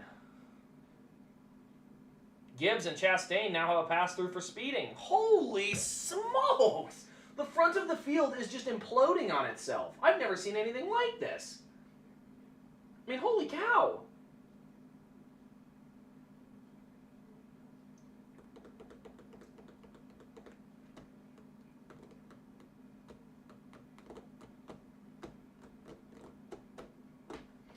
Well, I mean, this is Christopher Bell's race to lose. Every other good car is falling out of the race at a very quick pace. I mean, they are just falling out and dropping out. So, what's going on with Kyle Larson? Is his car finally good?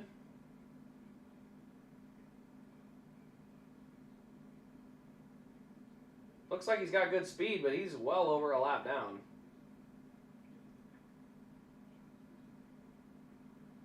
Goodness gracious. What a disaster, man. That was a disastrous stretch.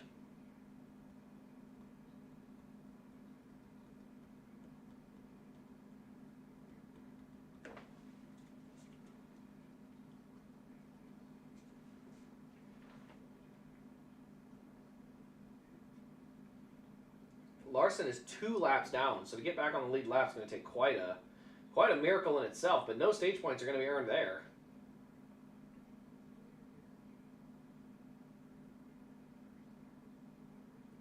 I think some of these other guys might be able to make it on fuel.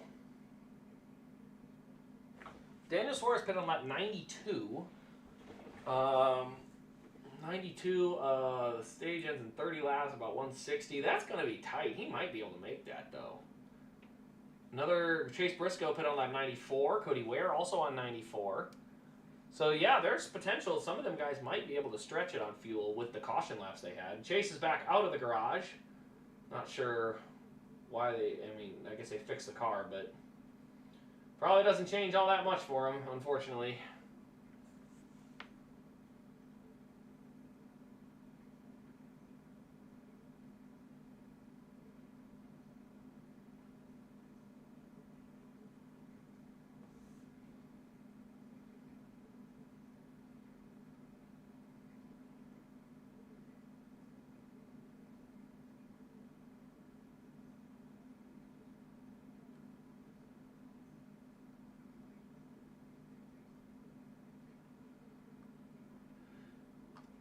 So yeah, Larson's lap times look incredible, by the way. He's faster than Christopher Bell, so if he's able to get back on the lead lap, there is potential for sure. Chase still looks off the pace. We'll see if after this lap, if he shows any speed at all. I think he's just warming it up as he gets onto the track.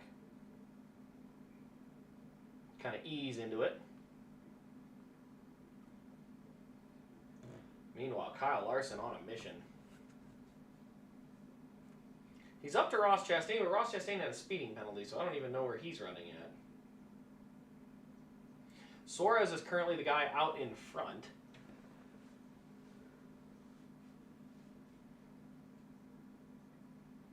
Hello from Portugal. Holy moly. Are you able to watch a race in Portugal? Or are you just watching this? Because this is worldwide, baby. We're worldwide. In one language. So, yeah.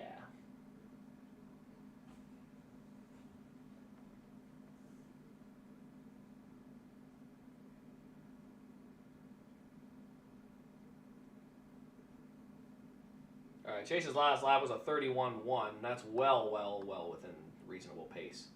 Same speed as the leader on old tires, so he can definitely make that last. So 31.8, he'll be all right. It's Larson that I'm curious to see where he's able to go, because there's a lot of cars a lap down still.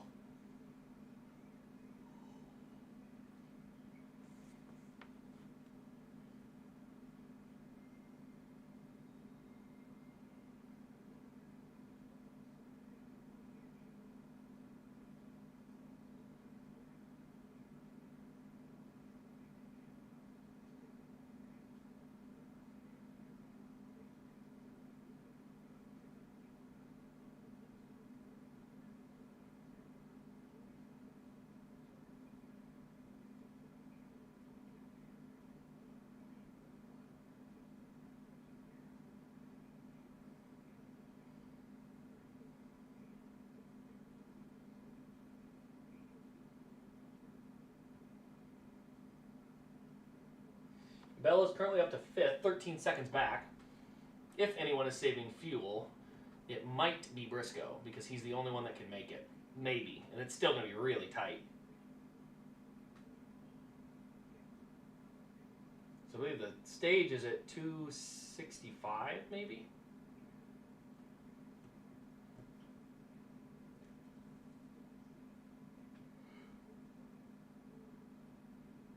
at 265. So if he's been able to save some fuel under that first caution, he might be able to make it. That, or the other option they have, is they pit and then stay out at the stage. So there's a couple ways that they can make that work.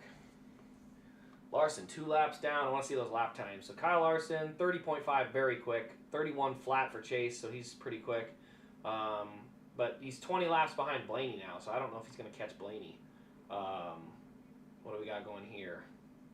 31.6, 31.9, 30.6, 30.6, 30.7.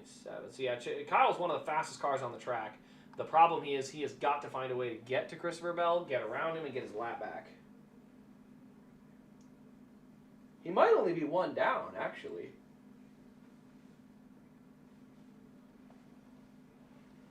I gotta look, but I think he might actually only be 1 lap down to Christopher Bell. He's just 2 laps down to Daniel Suarez. So if he gets that lap back and gets to that spot where he can get one of them back at the stage, he may not get the free pass at the stage because he'd have to come basically all the way around behind Christopher Bell. And Bell's going to keep lapping guys, so I don't think that's realistic. But if he can find a way to... He's not going to get free pass. He's going to need multiple cautions. He's going to probably need to wave around it somewhere.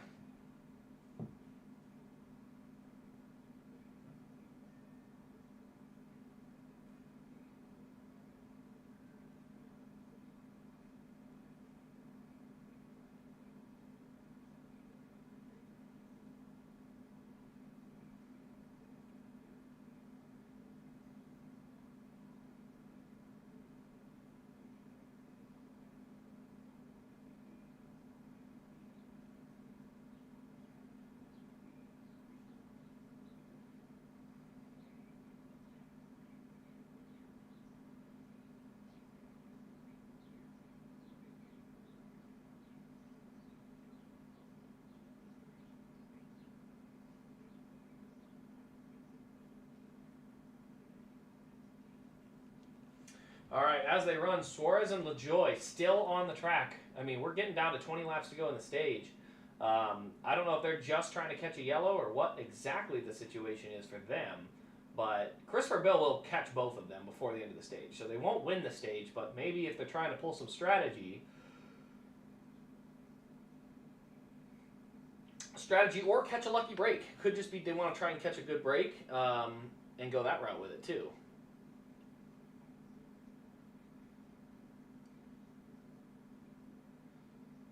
Kyle Larson, 30.8. 30.8. So, yeah, Kyle Larson is matching lap time with the leader right now. So, he's fast, but he's going to have to get back up front with some luck. Because he's going to have to get a well-timed caution or other magnitude of different things to try and help him out. Denny Hamlin's still struggling in 23rd, so a lot of playoff guys in trouble. The other 3 that aren't in trouble are all going to get points.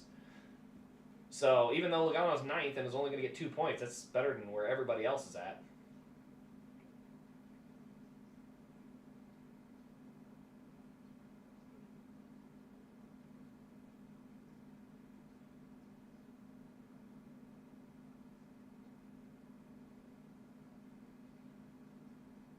Larson will wind up top 10. I mean, there's a shot. There's a shot that he's going to have to get to 1 lap down and then get back on a lead lap.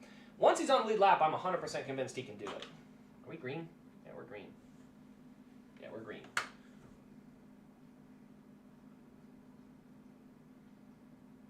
Bell actually might have his hands full. He's going to try and put Chastain another lap down, and I don't think Chastain's going to go for that. So Chastain's going to probably be a real thorn in his side to try and get by.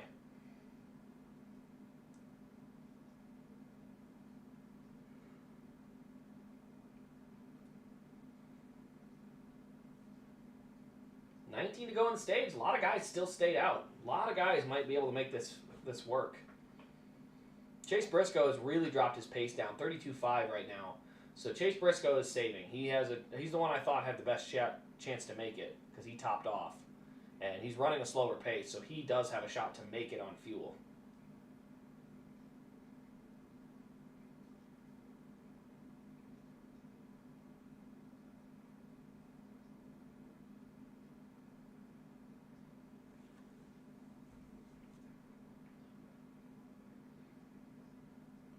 Oh, wow. Meanwhile, Martin Truex Jr. is on the hunt for the lead.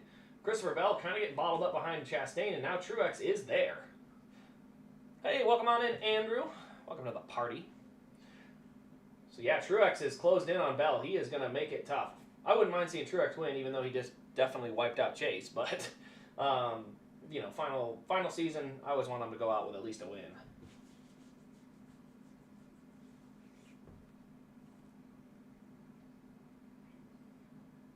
Yep, to the inside, here comes Martin Truex Jr. for the lead, or what will be the lead once they catch Suarez, who's a couple laps from getting there.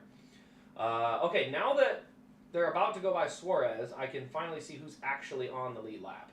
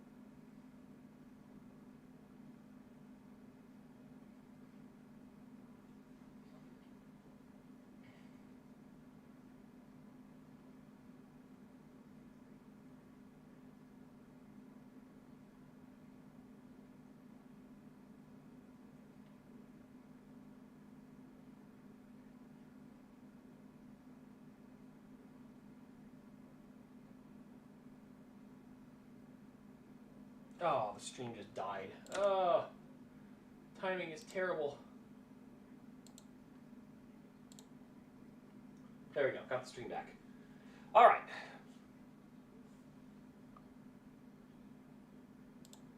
There we go, okay. So Truex is still chasing down Christopher Bell as they run, keeping an eye on it there. I was trying to see if Larson's on one lap down or two. Chastain is the last car on the lead lap as of right now.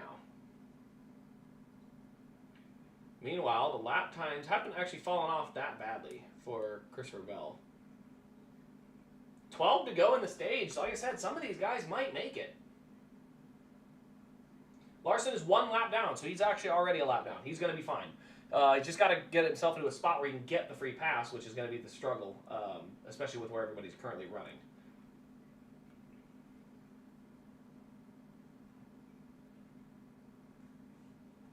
Hamlin, 22nd still. Not a good day for him.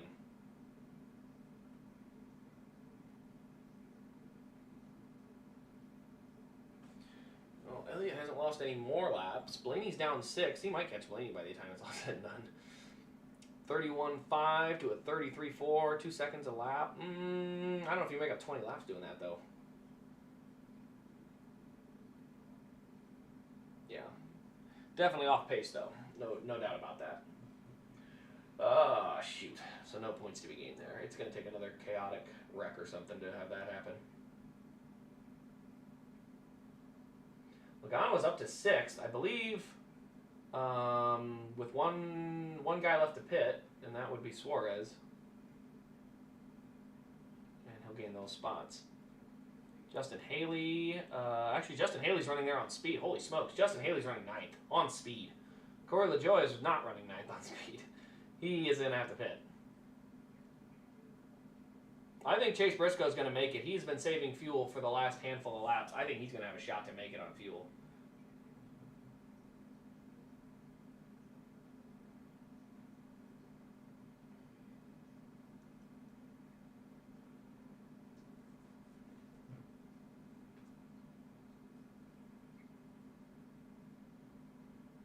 Christopher Bell really is not putting a lot of pressure on Chastain, just kind of stuck riding in line. But keep an eye out, William Byron is closing in from the 3rd spot. Now, he's a little gap back still, but if these guys don't push the car a little bit, they might find that he's right there trying to get him. 8 to go. So I think at this point, these guys are committed to trying to make it. I think they're committed. They want to make it on fuel.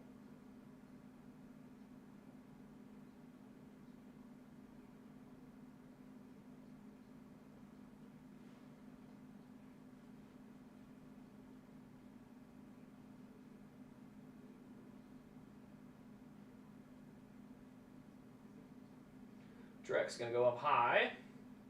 Trying to get a little bit of a run on Bell. Still 1.1 the gap, but man, if these two start battling, don't count William Byron out yet.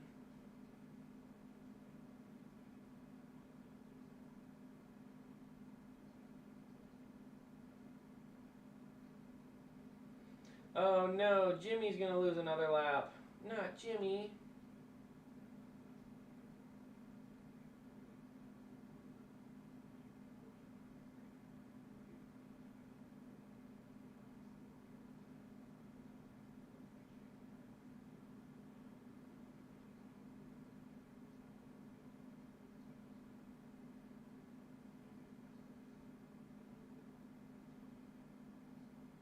Man, that cut line is actually pretty significant. 13 points at the cut line currently.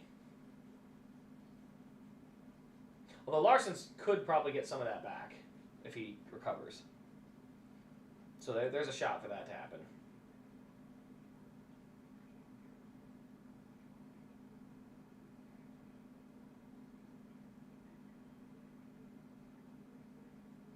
So Larson will stay one lap down. He did not lose any more time. Big key, though, is he's got a long way to go if he were to try and get back on the lead lap. So he's got a ways to go on that. So coming around, should be about 4 to go in the stage. 3 to go, actually.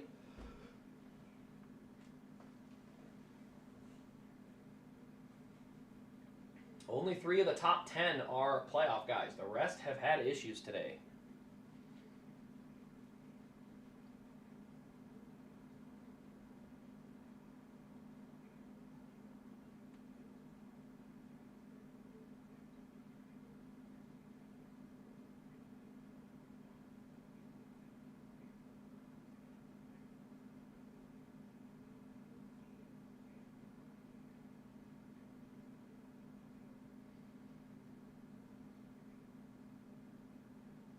Ooh, Truex went to the bottom. He's got to run. Truex is coming. 2 to go in the stage. He is right on the back of Christopher Bell. I thought that battle was over. It is not. 2 cars side by side directly in front of Christopher Bell has really hurt his opportunity. Yeah, following the dirty air is not working out for Christopher Bell right now.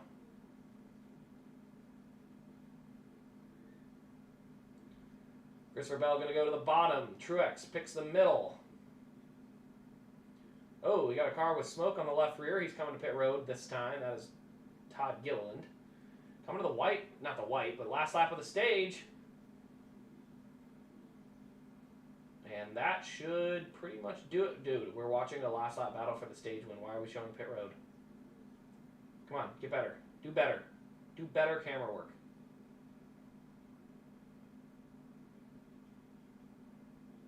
Oh, Truex just sent it in right... Okay, good job, Truex. Sent it in right behind Christopher Bell and just got aero blocked. Like, he aero blocked himself. He drove it in right behind him. Like, you were never going to make that stick, dude. Never.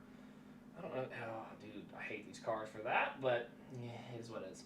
All right, so that'll end stage 2. It'll be Bell, Truex, Byron, Buescher, Logano, Bowman, Haley, Suarez did make it on fuel. He will finish 8th. Bubba Wallace 9th, and Ryan Preece will come out 10th. So a very interesting top 15, really, all the way back as they currently run. Denny Hamlin's still struggling. Kyle Larson will stay only 1 lap down, so he'll have a shot at getting a free pass if we have a caution. But that's a big if, because only 1 incident today, and a car went upside down in that one. So we'll see. All right. I'm going to make a couple of tire changes or pit stops of my own.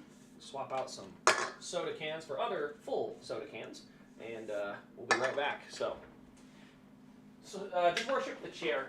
Worship the chair. Gotta open my door up. Blocked. Actually, you can watch the door. Watch my door for me.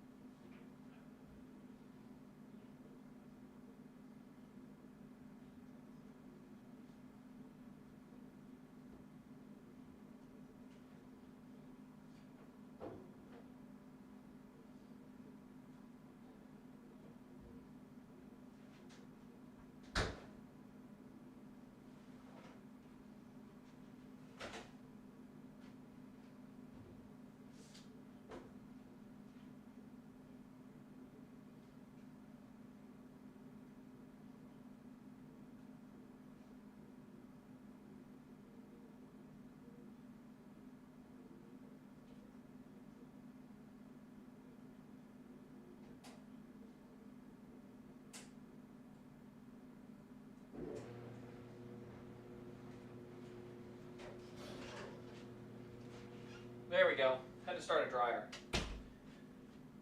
Hopefully it doesn't make too much noise.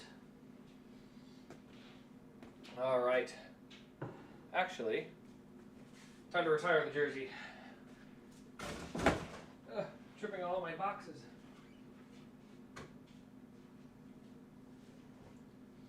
I'm stripping off all of my clothes. No, I'm just kidding. Just one. And we are going to wear a different jersey. It's Sauce Gardner time.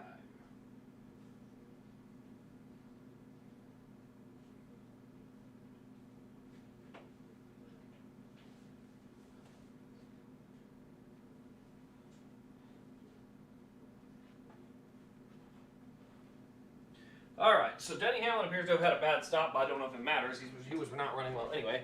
There we are. Now we're New York Jets ready for this evening. So 2 games on the Sunday.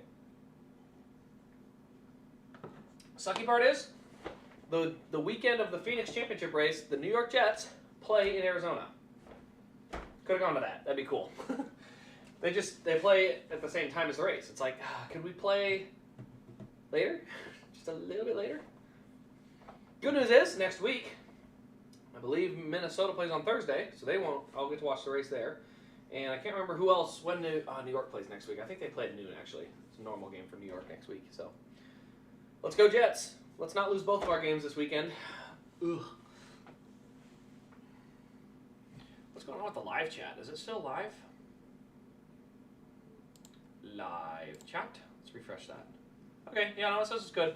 I haven't seen a lot of activity, though. That's the key.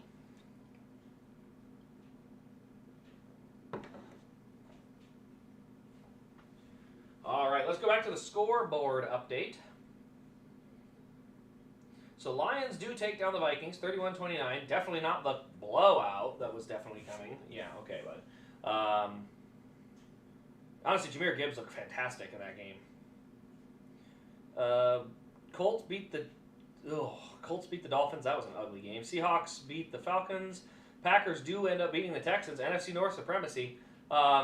Browns lose by 7 to the Bengals. Eagles 28-3. And then Commanders are already up 10-0 on the Panthers. Oof. That's not good. And tonight's game, New York and Pittsburgh.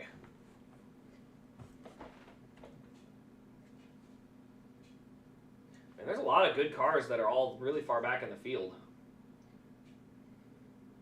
Oh, we're still under caution. Goodness gracious. There's 6 laps into the stage already, and we're still running pace laps.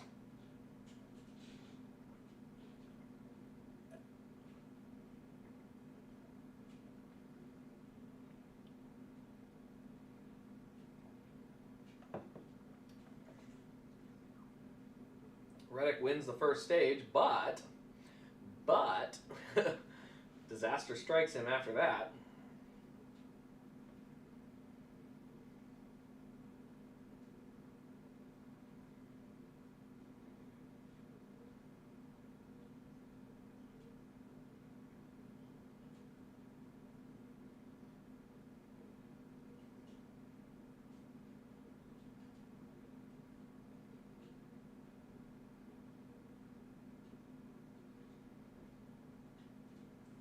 Blaney, are they still trying to fix his? I kind of like the way Blaney went about fixing his. Because they've lost a few extra laps, but they're only down 8 laps. So Elliott's 27 laps down and still not full speed. I would have rather kind of done that, where you run around and just try to get to the stages.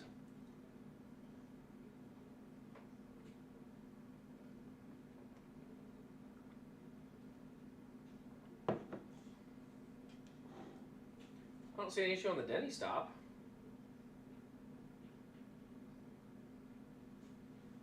Oh, what the heck? He stopped. Oh, he had to come back.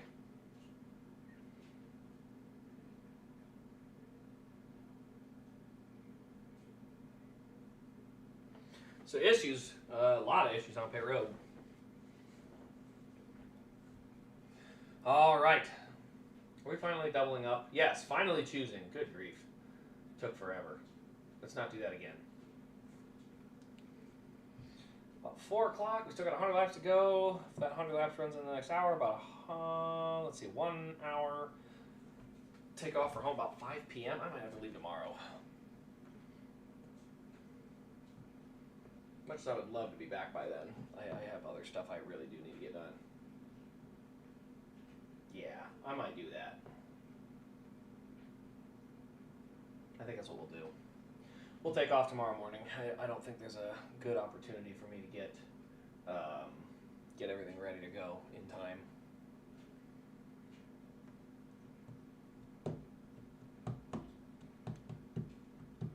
All right, well, we are finally getting ready to go green again after a very long stage break. I'm not going to lie, I had a lot. I mean, good grief, I went out and swapped jerseys, I swapped drinks, I swapped the laundry, I started that. Like, I did all that, and we're still not green. Like, that's a long stage break. We don't need full-blown straight stage breaks in these.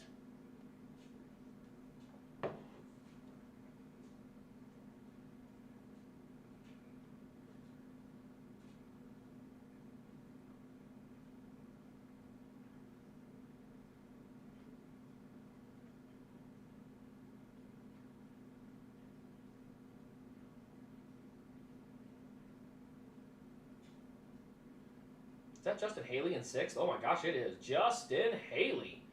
Wow, what a performance. Justin Haley out there. That Spire number 7 looks pretty dang good. Forgive me, Justin Haley, I was not familiar with your game.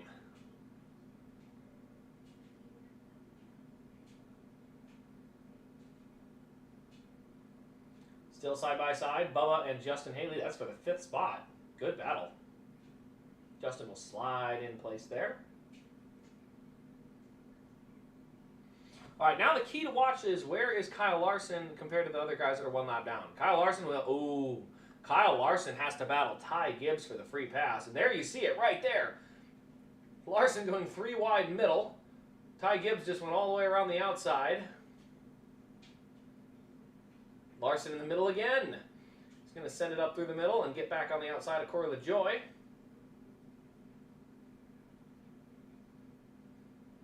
Man, tell you what, Ty Gibbs and Kyle Larson are racing hard for that spot. They're going to run all the way to the lead by the time this is all said and done. Ooh, lift for Ty Gibbs. Larson to the bottom of the racetrack. And that'll put Larson up alongside, but is he going to have enough to get by? Running the very bottom, he definitely will get clear. Kyle Larson up to the free pass position, but here comes Ty Gibbs with another run. He's going to look to the inside.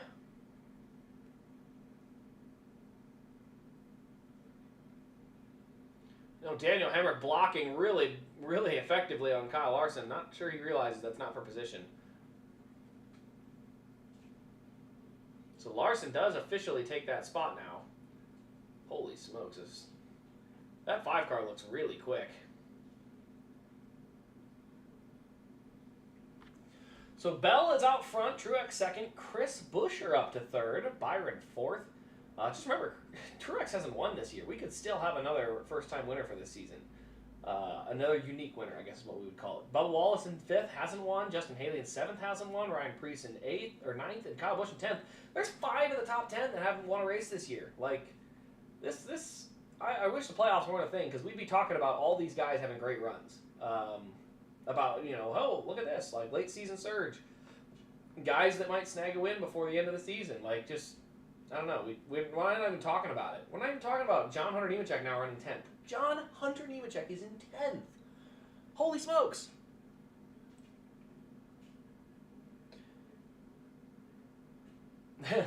Just pay the Spire cars to wreck Logano. Well, it wouldn't work anyway. They'd end up wrecking themselves.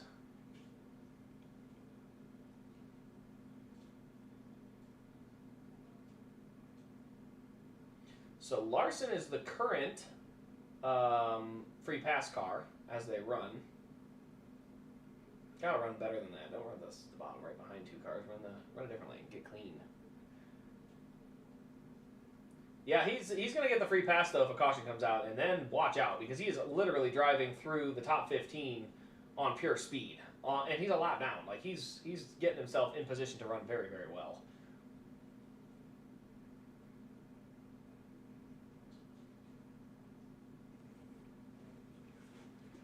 Yeah, 17. I mean, Chris Buescher running third. I mean, we'd be talking about his late season surge up the point standings if it wasn't for the stupid playoffs. Bubba Wallace in fifth with a nice run. Justin Haley in seventh with a nice run. Like, there are a lot of good runs going. Ross Chastain. Oh, yeah, he was the last car on the lead lap. Ross Chastain's up to 10th, guys. I had to look again because I forgot he wasn't a lap down.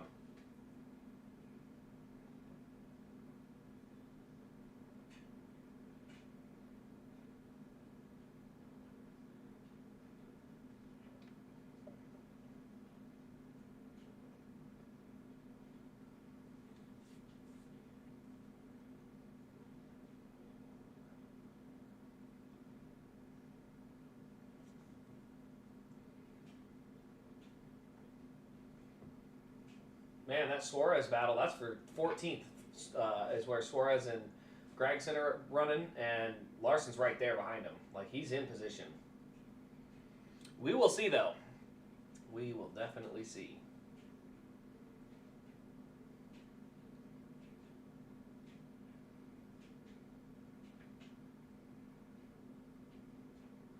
So 18 laps into a 102 lap stage.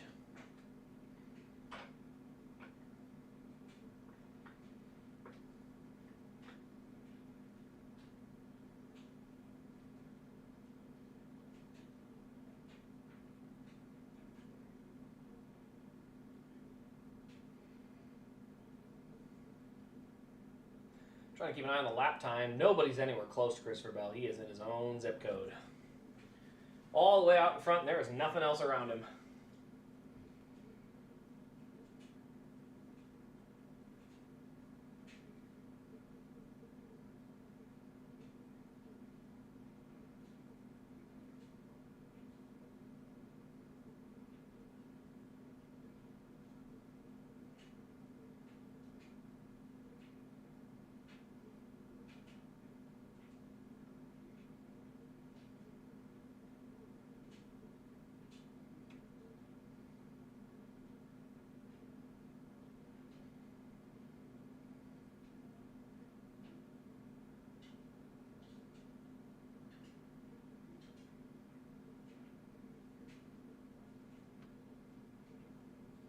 Oh, screw that. I don't need that. Getting my official itinerary. I am booked. Phoenix, we are good to go there. Cannot wait for that.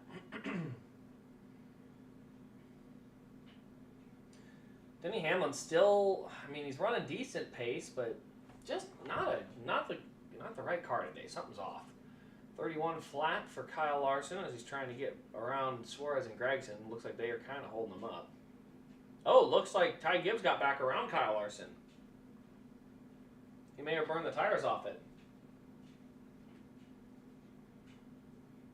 They need to touch on that. That's a big deal. As far as the free pass goes, you really need to know who's in that spot. Yep, here it is. There's the pass. Gibbs all the way to the fence.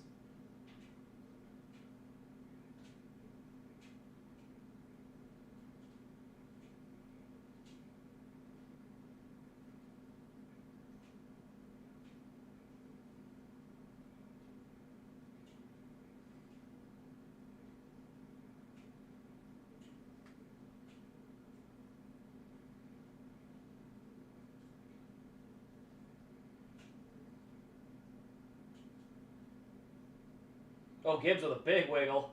Larson's going to go right past him. Yep, he had to get out of the gas, and he didn't even have a shot to side draft him. He had him clear before the turn. Larson has found his Larson line up top, and he's making it work. Great speed on the straightaways. But how's the look on the actual stopwatch? That's the other question. 30.8, that's pretty good. That's not a bad lap. Not in traffic, at least. He's going for 3 in a row at Vegas.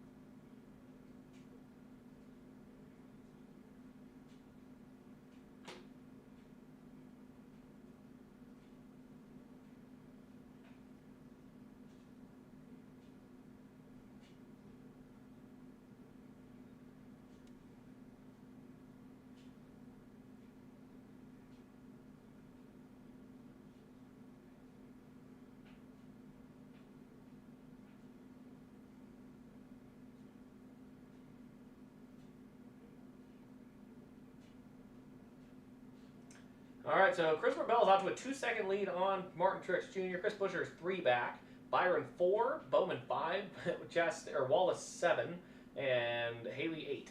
So kind of an evenly spaced top 7. Looks like Chastain's next battle is going to be with Joe Logano for the 8th spot, as they currently run. If that continues to happen, that is, of course.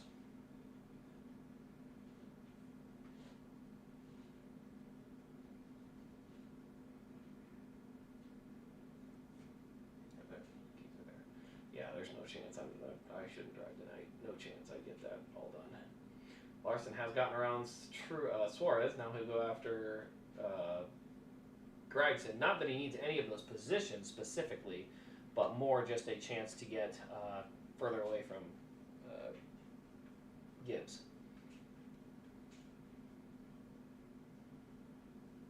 Caution on the speedway. Ty Gibbs is around. Oh boy, that changes everything. Ty Gibbs goes around. Free pass to Kyle Larson. And ladies and gentlemen, I ain't cutting out that 5 car. No way. Now, how many laps to go are there in the race? That's another question. We are right on the edge of a fuel window. Like, oh. Guys, I think we got a fuel mileage race coming. This race just got better. Not because of crashes, because crashes aren't it. However, that was a natural caution. He lost control on a natural caution. I don't mind those. But Kyle Larson's going to get the free pass. And if he decides to top off with fuel because he has to start at the back anyway and max the fuel on that thing, he could save enough fuel. He's fast enough to save enough fuel and make it all the way. I like that idea. If I'm Kyle Larson, I'm gambling for it. I'm going to save as much fuel as possible and see if I can make it on fuel. I love that idea. Because he can top off with 1 to go, and he's not going to lose any spots. Wow, wow, wow, wow, wow.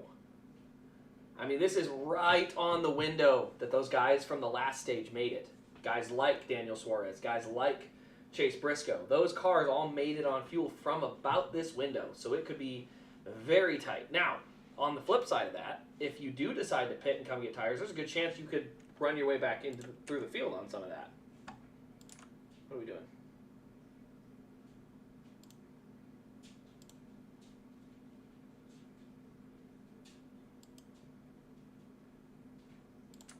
All right, we need to get a new one going.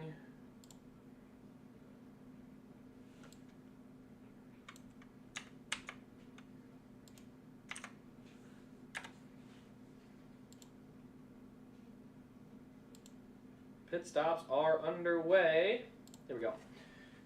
Truex has already gone away at a 9.6, 8.8. Oh, Bell's going to win the Battle of Road. I want Truex to win it. All right, so it'll be Bell, Truex, Byron, Bowman. Then it'll be Buescher and Spire Motorsports. Good stop. Justin Haley comes out there. I still need to see what that Larson car is going to do, though, but they pitted here.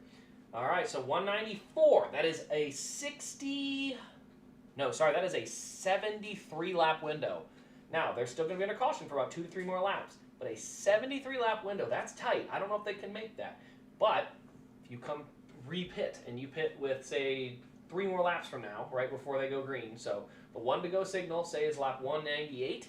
If you top back off at 198, I think you can make it. I think you can go 69 laps on fuel under green, especially with this car. You can draft, you can save fuel, you can run the bottom the whole way. Like, there are ways to save that fuel.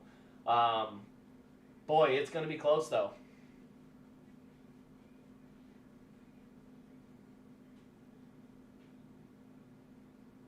Boy, oh boy, we are in for a treat, guys. I think we're going to have a really good race the rest of the way. Really good race.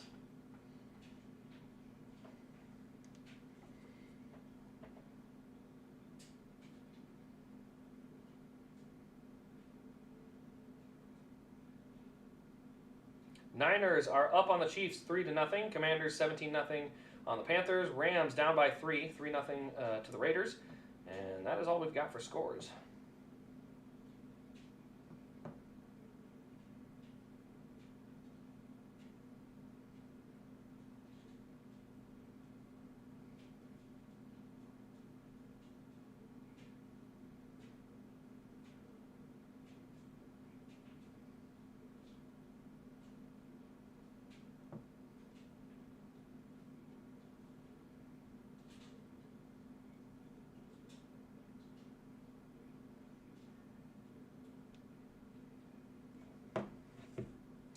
All right, so we are under commercial at the moment.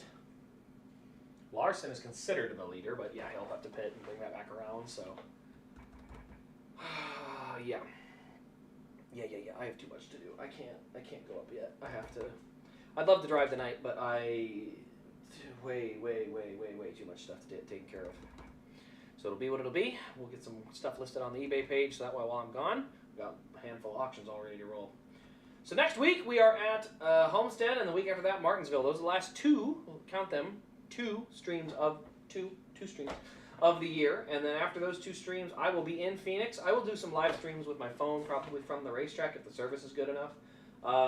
But in general, that will pretty much wrap up our season.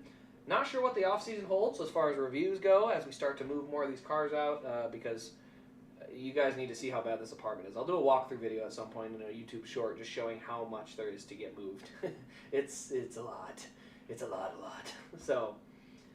Yeah, we'll go through all that though, and then once we get through all that, get ready for next year where we start with our hold on, Daytona 500. There you see those cars, and we will go back to the Daytona 500 and we'll stream for that. I think we'll stream for that at least, barring me going to the race or something crazy. But I don't think I'll be going to the race, so.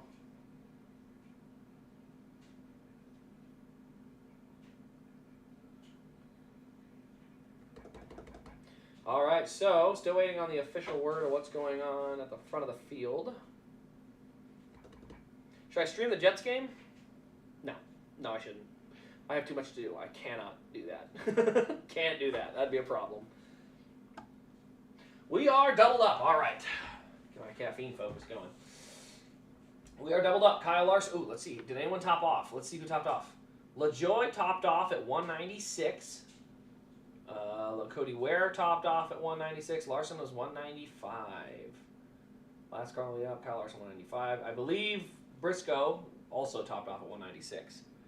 All right, so we do have some guys. It's going to be Bell on the bottom, Truex up high, Byron on the bottom, Bowman up high. As we come back to the green, Justin Haley and Chris Buescher in row 3. A couple of nice runs for those guys.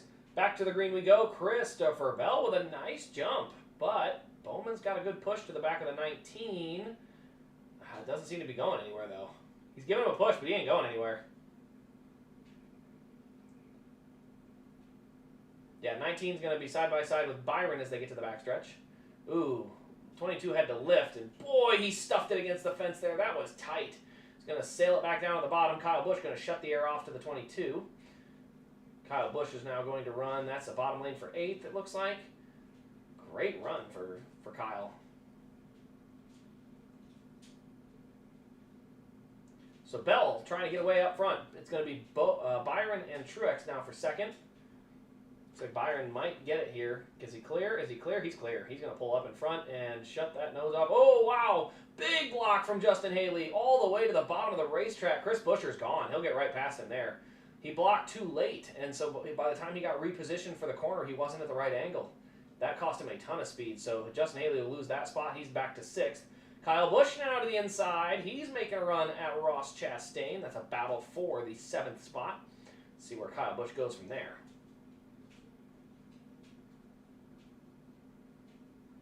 Ooh, that is tight. Kyle Busch had to lift there. Kyle Larson, he's running the top. Shocker, I know. Going to send it down on the bottom. Oh, I wouldn't have gone there. He'll get past, I think he'll get past Gregson. No, he won't. He needed more speed than that. Oof, wow. That was tight. Kyle Larson just thread the needle. My goodness, Kyle Larson. All right, you're going to go high or low? He's going to go to the middle. So Larson going to settle into that lane. Oh my gosh, he's going to get by Hamlin. Is he going to split the middle and go 3? He's on the inside of Barry already. Kyle Larson's coming, boys. I don't know if he is saving fuel. I don't know if that speed he's running, there ain't much being saved. He is absolutely flying. He and Denny coming from the back. He's going to get around the outside of Denny. Denny can't even side draft him. He got so much speed coming out of that corner that yeah, no shot. Larson back to the bottom. He's going to go by Hemrick now. That's for 17th. That spot's already taken. Now he's up to 17th. My goodness. That 5 car is flying. Goes back to the bottom to try and get a run on the guys in front. Man, he's making a really good time down there.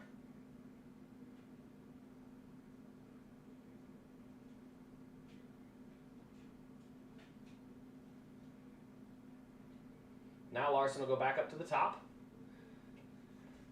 Meanwhile, out front, it's a 0.3 of a second gap from Bell back to Byron. This is the type of race Byron will win, won't it? I can sense it in my bones. Unless there's late race caution, then I'm going to pick Logano. Ooh, Hocevar shuts the air off to the 5. He was looking to the inside of Burton. Still there, but he will have to tuck back in line. So now Hamlin goes back to the inside. Man, look at that. One lift, and you just completely lose your spot. It's so important to have clean air on the nose of your car at all times. Look at that. And then Burton shut the air off to Hamlin, and Larson goes right back. I mean, it's just that quick. Like, the air has to be there at all times. All times. Larson up along the fence. Hamlin on the bottom.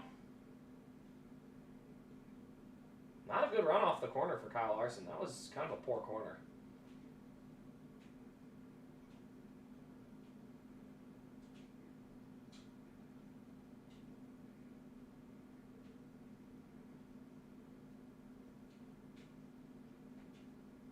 So Larson will clear there. Still trying to get by the other two. Burton will finally take that spot from Hocevar.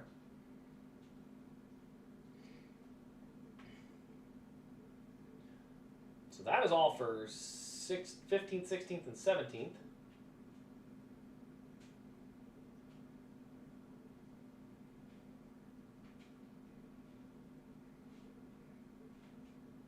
Meanwhile, Byron painting the bottom lane. He's not letting Bell get away. He is sticking right with him. Keep an eye on that 24. He is sticking right in there.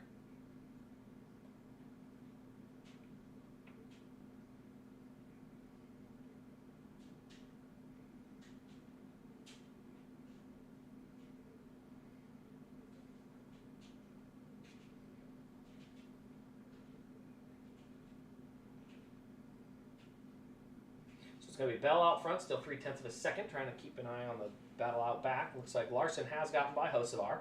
Now he'll set his sights on Harrison Burton. This is all 8 seconds behind the leader.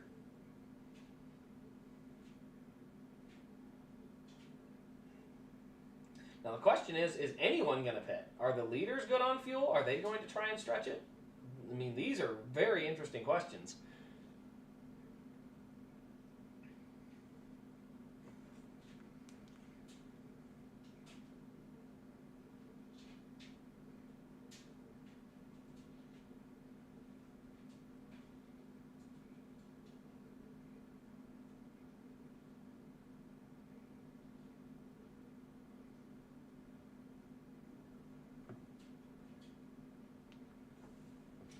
All right, I'm telling you guys, William Byron's quick. He's right there with him. He's not letting him get away.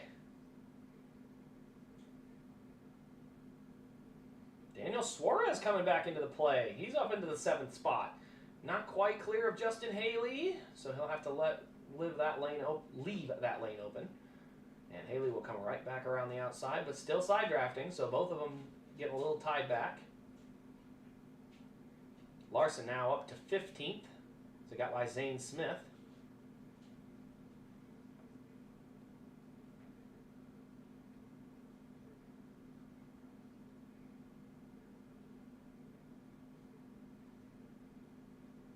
Okay, I'm noticing, say what you want, Harrison Burton's up to 13th. He started right there with Kyle Larson, and he's driven up to 13th on this run. He's looking pretty sporty. That ain't bad. Good speed for the 21. Okay, no caution. We're still good. Still good. Good and green. So Bell is out front, half a second lead on William Byron. Still 30-something laps to go. No, not 30. It's 55. 55 laps to go.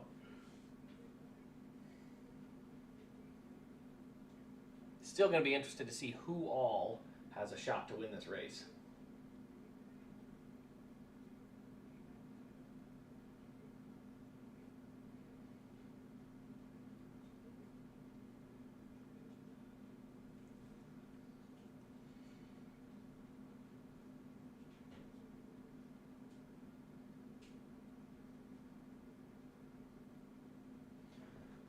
right, so we're still under commercial. We're under a side-by-side commercial, but there's not much happening.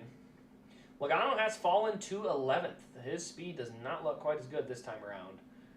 Now, he's still hanging in fairly well in 11th, but... Kyle Busch now going to go by Justin Haley. That's for the 8th spot. Keep an eye on Kyle.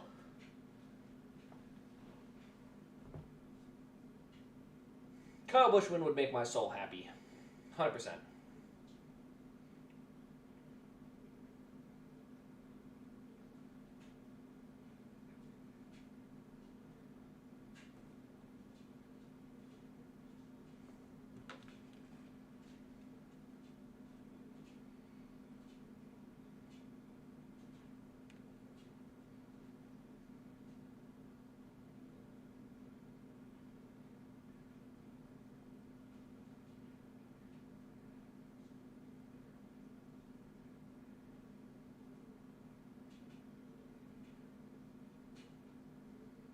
As they currently run, still half a second gap.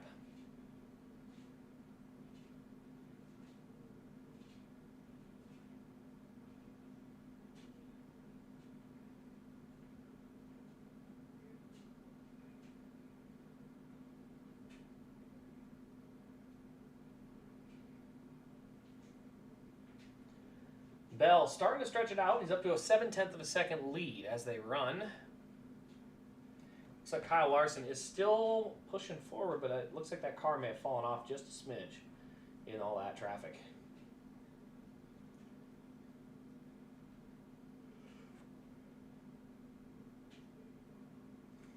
Yeah, Denny Hamlin goes by. 51 laps to go. Now, if you are thinking about trying to stretch it with a 70-lap run, you would pit with about 35 to go. So you'd still be 15 laps from a pit window. The pace of the race has only fallen off a second and a half. Don't know if that's quite enough to justify going for that much of a gamble.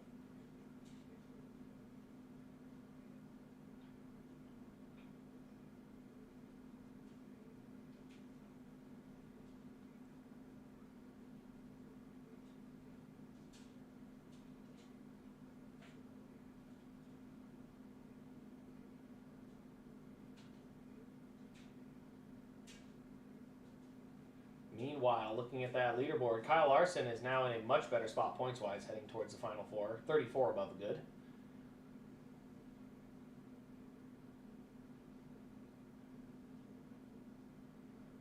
Also, Denny Hamlin has found his way back into the top 15. He got back by Kyle Larson, so if you look at the way the points stack up for Denny, he's still in very good contention there.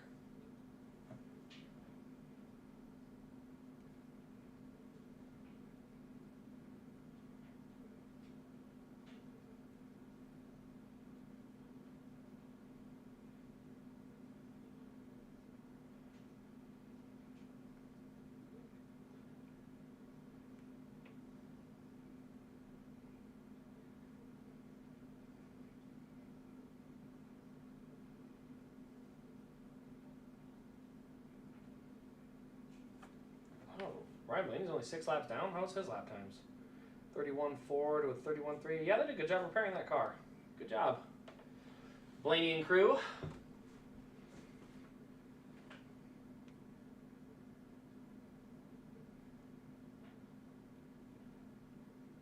Ooh, looks like...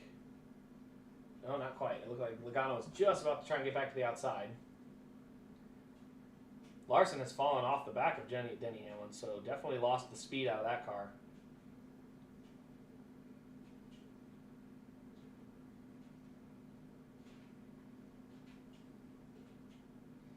Meanwhile, Byron, Bowman, and Truex all very close in lap time as they run right now.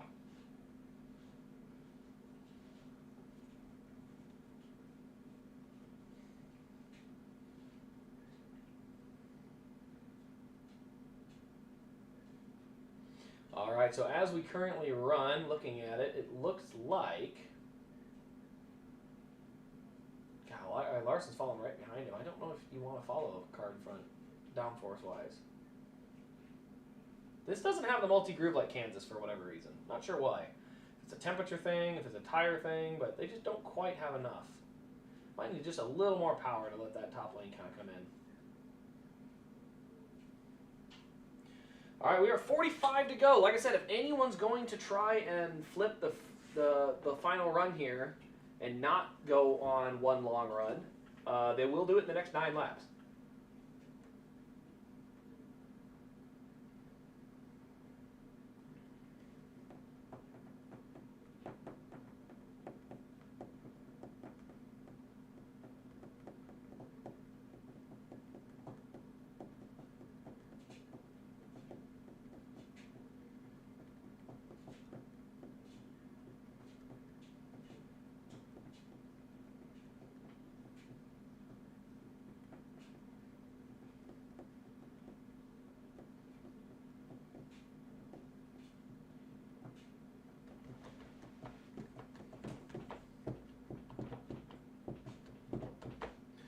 Oh, guys, don't look now, but the fastest car on the racetrack the last 2 laps has been Alex Bowman.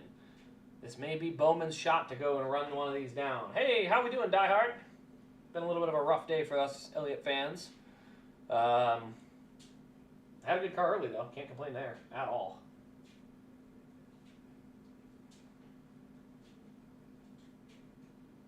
Bowman has gotten by Byron. Oh, yeah, Bowman's coming.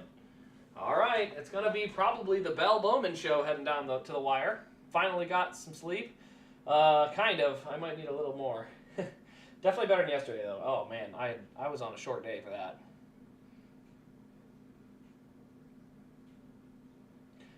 Bought a collection of every Cup win Chase. Was hoping for a Final Four. I hope he gets the Final Four. I'm going to be at that race, so I would love to have something to watch. Chris Buescher is in. Ladies and gentlemen, pit stops have begun for those that are splitting the stage in half and are going to not try to stretch it on fuel. Chris Buescher is in. Man, if I'm Kyle Larson, I'm coming in too. You're in a gaggle of cars all about 2 seconds, within a 2-second gap of each other. If I can get fresh tires on that thing and gain a second and a half and maybe get all the way up to like 9th, which, by the way, Harrison Burton's up to 9th, guys. Like, that car's actually moving really well. That's a fast car right now. All right, who else is coming in? Truex is in. Ooh, this could really force somebody's hand. Come on, good stop. Let's go. Get him out there. All right, Truex is in and out. He's good to go. Larson is in. I like that call, coming in just a smidge on the early side. But now the question is, who's going to try and stretch it?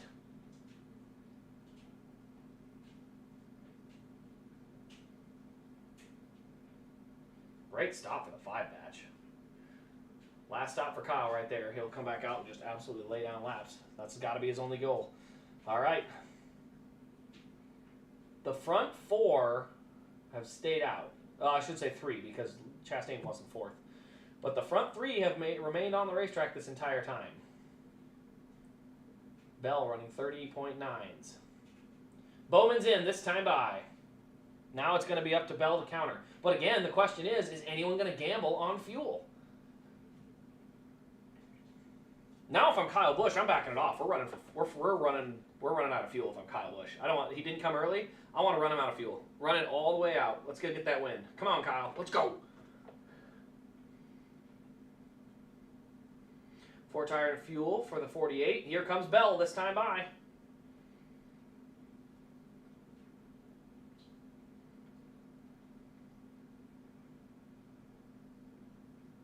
Oh, Kyle just stopped. Dang it. Dang. All right. Oh, no, not Logano. Don't let Logano go for it. We don't need another Logano win. No. Not a Logano win. We don't need a Logano win. We just simply don't. We don't. Okay, Joey, no, he's in second. He's still running for it. Oh, no. Byron's in this time by. Meanwhile, trying to keep an eye on Alex Bowman. Where does he come out of the pits? And where is the 20 at? Oh, goodness. Why is Suarez blocking? Blocking a lap down car.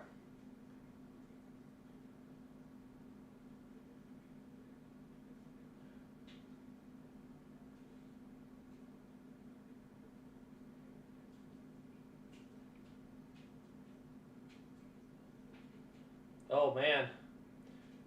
Byron's off pit road. He's in turn 1. Oh, yeah, Byron's not going to be in the front. He's going to get passed right now. It's going to be Bowman versus Bell to the end of the race. So Bowman and Bell are battling, but again, a lot of guys are out there on fuel still.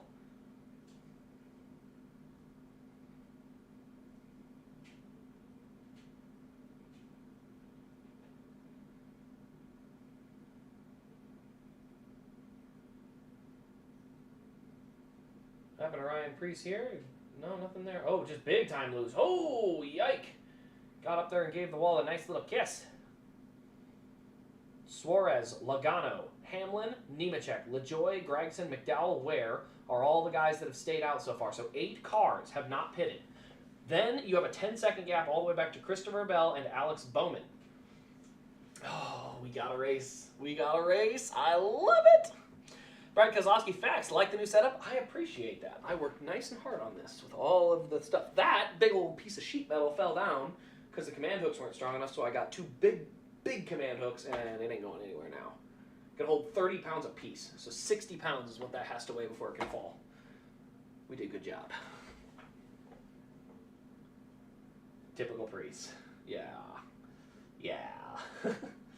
All right, so Bell and Bowman are still really close. Half a second gap between the two. Meanwhile, Daniel Suarez out front.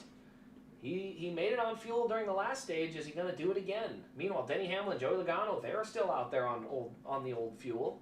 Now, again, their lap times, though, if you look at Christopher Bell, he's running a second and a half faster a lap. He'll catch most of them.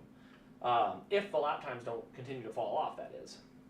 So we will have to see who all can make it. Corey LaJoy stopped at 196 and topped off, by the way, guys. So Corey LaJoy may be the first one with, like, a significant fuel advantage with the 2 extra laps before he pitted. So we will see.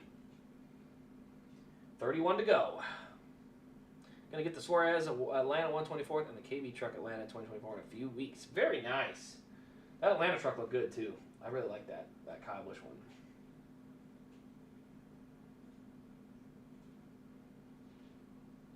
All right, as they run, Bowman is now starting to fall back from Bell a little bit.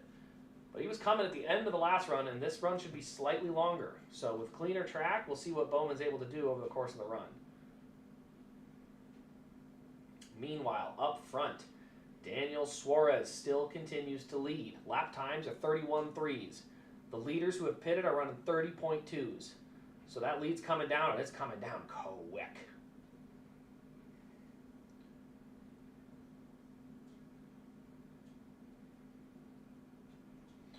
Alrighty, we're in for a good one, guys. I'm excited. This is going to be fun. I think Corey LaJoy's in a different spot, though. He's got a chance to do something. Where on the outside goes Bell.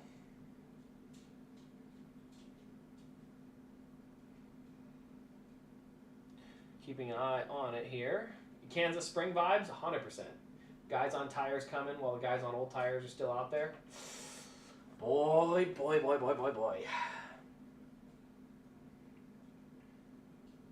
By the way, if this all cycles out, because of pitting early, Kyle Larson would actually jump to about 8th place, 7th or 8th. So big time rebound for Kyle Larson.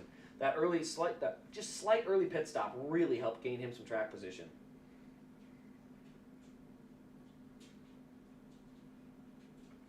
Joey Logano, the current 2nd place car. Kyle Larson going to go by him. Lap times for Joey Logano looking at around 31.2s. But he's got 2.5 seconds. He's going to have to go get Suarez to get back on the lead lap. Just in case the caution comes out, you want to be on the lead lap so that you pit with the leaders.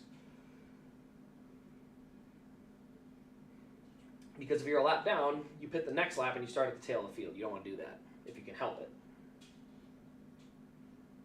Yeah, see, I don't remember Kansas Spring because I was at the race, so my feel of the race was very different, broadcast-wise. But, I mean, the race is definitely shaping up very similar.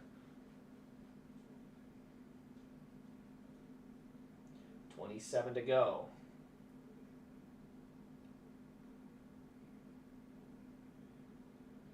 Bell still trying to carve through that traffic.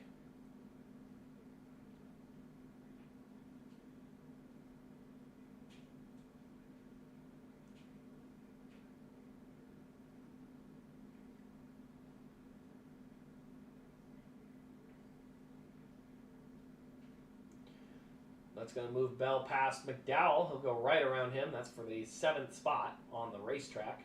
Again, McDowell on old tires, so it's a very different situation as you look at it when he goes by him. All right, Kyle Larson 15th. He's looking to get back on the lead lap. Got to be close, I would think. 7/10 a second a lap. Should only take about 3 to 4 laps to get by Suarez. Meanwhile, Joey Logano still hanging in there. Denny Hamlin also hanging in there. A little bit slower pace on Denny Hamlin. If there's one guy that on lap time looks like he's saving enough to make it, it's going to be Denny or it's going to be Corey LaJoie. The problem for guys like Corey LaJoie, he's not going to get to the finish line before Christopher Bell. Christopher Bell splitting the stage in half is going to catch him, and he will pass him. So that's the problem that Christopher Bell, or that Corey LaJoie has, is Christopher Bell's going to be there in probably about another 5 to 7 laps. And that's, 20 to go. You're not, even if you get lucky and have a few good laps chained together, you're not outrunning him. Denny Hamlin's got another 10-second gap, though. So if the tires start to equalize, there is a shot that Bell doesn't quite get to Hamlin.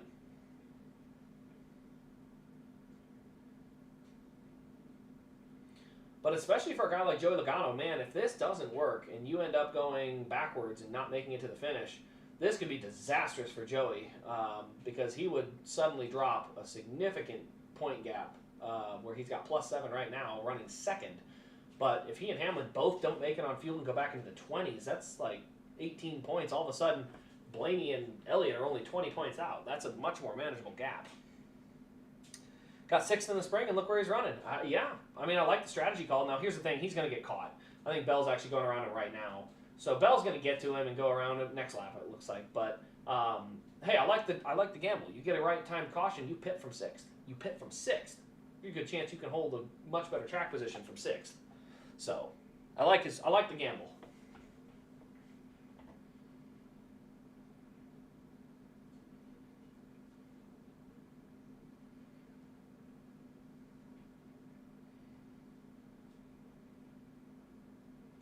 As they run, Bowman has now fallen a full second behind Bell.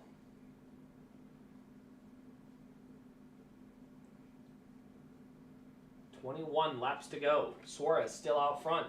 15-second gap. I mean, I don't know if Bell's got enough to get to Suarez if the pace keeps up, but I don't know if Suarez can make it on fuel with that pace either. We'll have to see.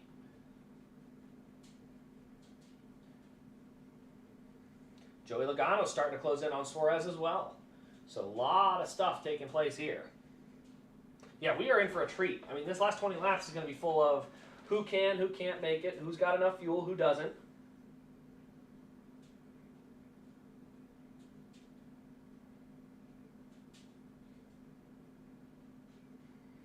Noah's average finish is 18th. Yeah, not a great average finish, but it's not as bad as it looked. He just never got stage points. Noah was never in a position for stage points this year.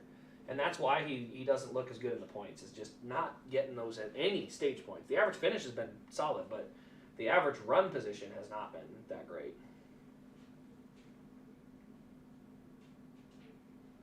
Boy, those lap times are starting to taper off.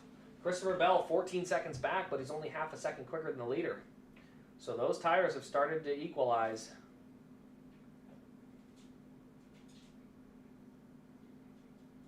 Daniel Suarez out front by 2 seconds. Who's going to get this win? This feels like a classic NASCAR race right here. Like, we got a handful of guys gambling, trying to win the race that way. I love a good fuel mileage race. You got suspense right to the very end.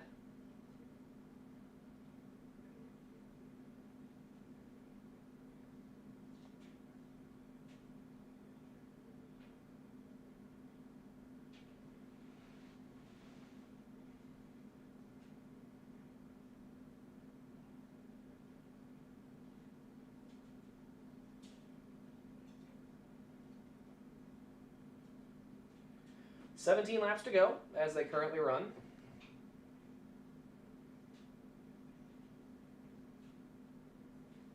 "12 seconds is the gap.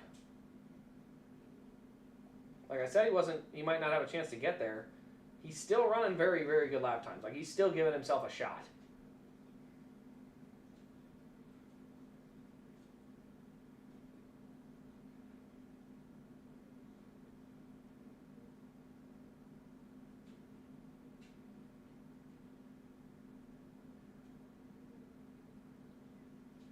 11.8. The gap continue coming down.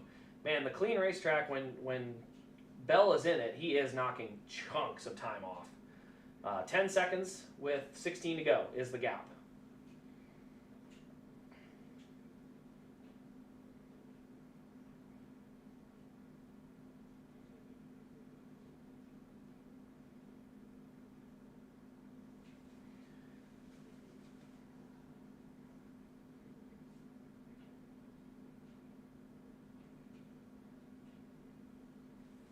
.8 is the gap from Suarez back. Now, Joey Logano was 2.3 back, but he's not showing anything that tells me he's going to get there fast enough.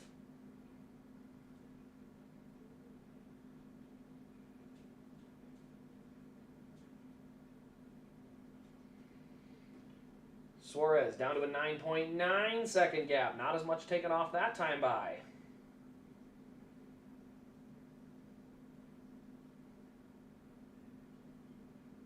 A lot of traffic in front of Bell. He's going to have to just keep the throttle down through that traffic to be able to keep up.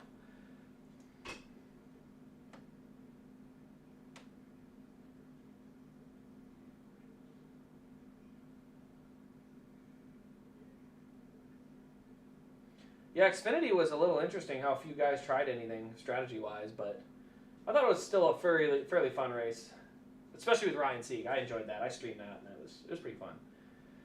All right, 13 laps to go. The gap is 8.6. He is up into the fourth spot. He will be going, he'll be going into the fourth spot here just in this next corner. Oh, that wasn't a good lap, was it? Joey Logano down to 1.7 back, so Suarez may have to be backing off to save. 12 to go.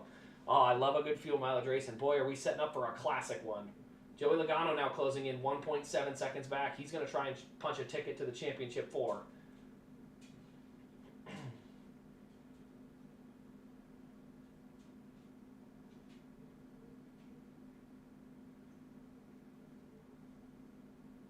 $11 to go. 1.6 and 7.7 are the gap. 1.5 for Joey Logano. He's closing in. Joey Logano starting to put some pressure on. Let's see what happens.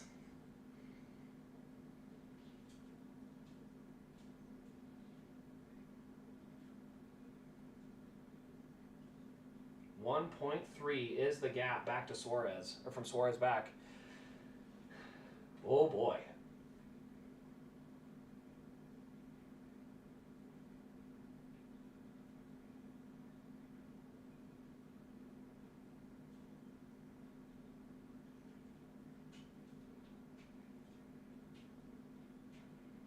All right, Denny Hamlin getting passed right now by Christopher Bell.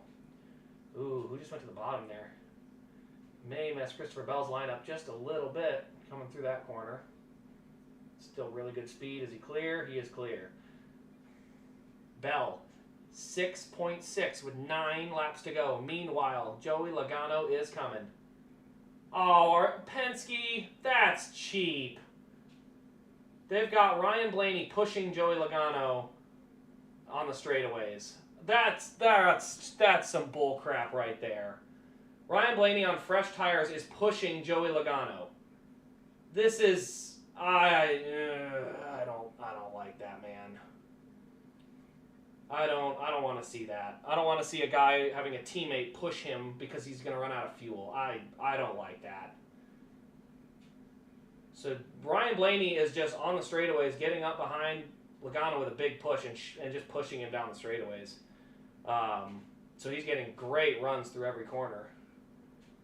8 laps to go. 5.4 the gap. Yeah, every single straightaway. Oh, I don't like this, man. That's a cheap way to win. I don't. Stop neutering these cars and it wouldn't be a problem. If you didn't neuter the stupid car, it wouldn't be a problem. That's all I can say. Don't neuter race cars. Race cars are supposed to be fast. The entire concept that a guy is going to push someone by because there's so little motor in these cars, not ideal.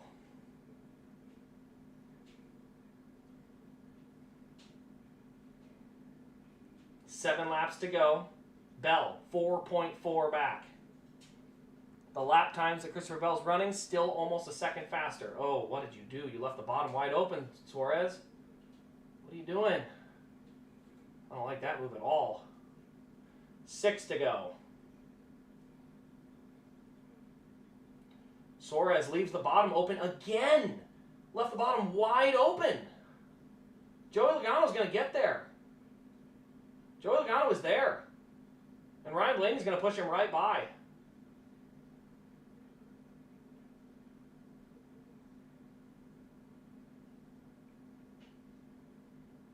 Joey Logano to the lead after being pushed for half the freaking drop. Oh, man. Oh, I don't like that. I really, really don't. The whole idea that you can just push your teammate to the lead, I'm not a fan. I don't like it. I don't think there's anything about racing that should be your teammate pushing you while you're low on fuel. I don't like it. That's bad. It's bad for racing. It's very bad.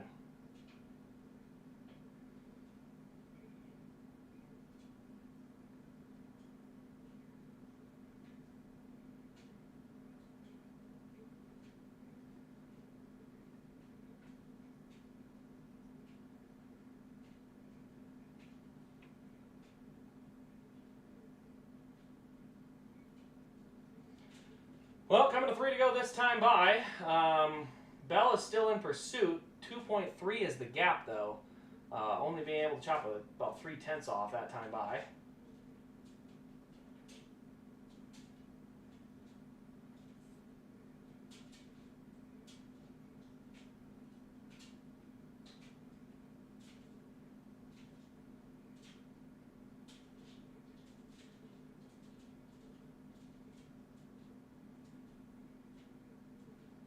Two to go this time by.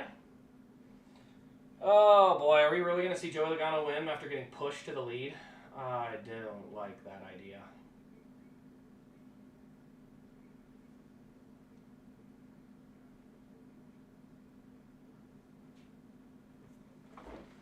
Oh my gosh. I don't know how NASCAR polices it either, though. You neutered the cars this bad, like you kind of created the solution or created this problem.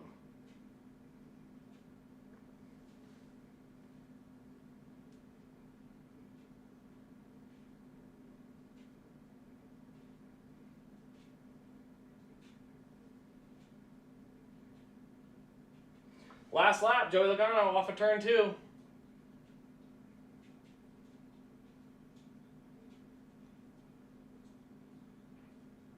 Oh, Ryan Blaney's blocking the 20. Are you kidding me? Well, Joey Logano wins. I don't like it. I'm sorry, that's cheating. That's a form of cheating. I don't like it. He couldn't make it on fuel, so he had his teammate push him for multiple laps through the middle of the race. Now Joey Logano's going to championship 4. I don't like that one bit. I don't think that is ethical. I don't think that should be legal. The idea that, I mean, if you can't push when a guy has no power, why are you allowed to push him when he's out of fuel or would be running out of fuel? I don't like that. That's bad. That's really bad. You had a teammate multiple laps down. Where is he? Where's Ryan Blaney? I'm sorry, that's crap. That is crap. Ryan Blaney came in and pitted an extra time, cost himself 2 laps. That is not in the interest of Ryan Blaney getting a better finish. Sorry. I'm penalizing Penske for that crap. That should be illegal. I don't like that one bit. You neuter the car so bad, you had a guy on fresh tires push your driver to the lead? No. Absolutely not. I do not buy that crap one bit. Not one bit. That's crap, man. That's straight up garbage. Straight up garbage. Can't stand it. I'm telling you, Penske is an absolute cheating organization. They have cheated so many years. I'm tired of it. They cheated in IndyCar, got no penalties. They've cheated in the Cup Series and had no penalties. They cheat and they do not care. I do not like Penske Racing. I love Ryan Blaney. He's the only one that seems to never get the good end of these deals. But coming in and pitting and putting fresh tires on, what lap did he do that at? Let's see here. When did Ryan Blaney come get fresh tires? Lap 259.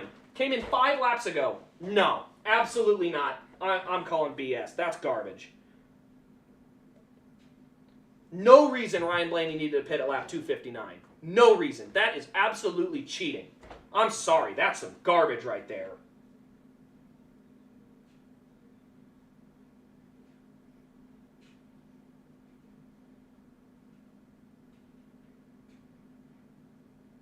Nothing else to say. I got nothing else. You have a guy, you have your teammate come in and pit and push you the entire way to the lead. Nuh-uh. No. I'm sorry. No, I don't. No. I am absolutely done. Like, 50-point penalty to Blaney, 50-point penalty to Logano. You're not screwing like this. Lap 259? Why are you pitting with 6 laps to go, Ryan? I'm sorry. No. Penske cheated in this race. I'm done with it, man.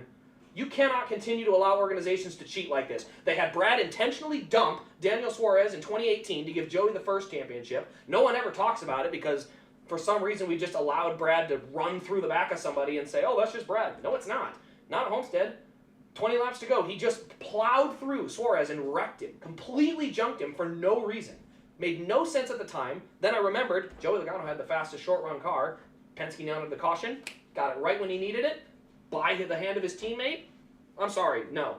And I guarantee you, if you ask Brad that question, he will never answer it until his career is over. But once his career is over, he'll own up to it. He'll say, yeah, we wrecked him on purpose. That's how we won it. We created a caution when they needed it. We just didn't say it on the radio so we didn't get penalized. I hear what you're saying, Die Hard, but again, it's not about Joey Logano. This is about Penske Racing bending the rule book to the point where they should have broken it. Because the whole point of the 100% rule is you are going for your best possible finish. Ryan Blaney pitted with 6 laps to go for no reason at all. He just pitted for tires. I don't know what happened. I don't know why we needed to pit. Comes out and pushes, doesn't pass, pushes Joey Logano all the way to the lead. I'm sorry. 100% should not be legal. If you're going to neuter these cars so that pushing like that is that effective, then you have to outlaw that type of strategy. That's garbage, man. I'm sorry. That is some crap. That is some straight up crap.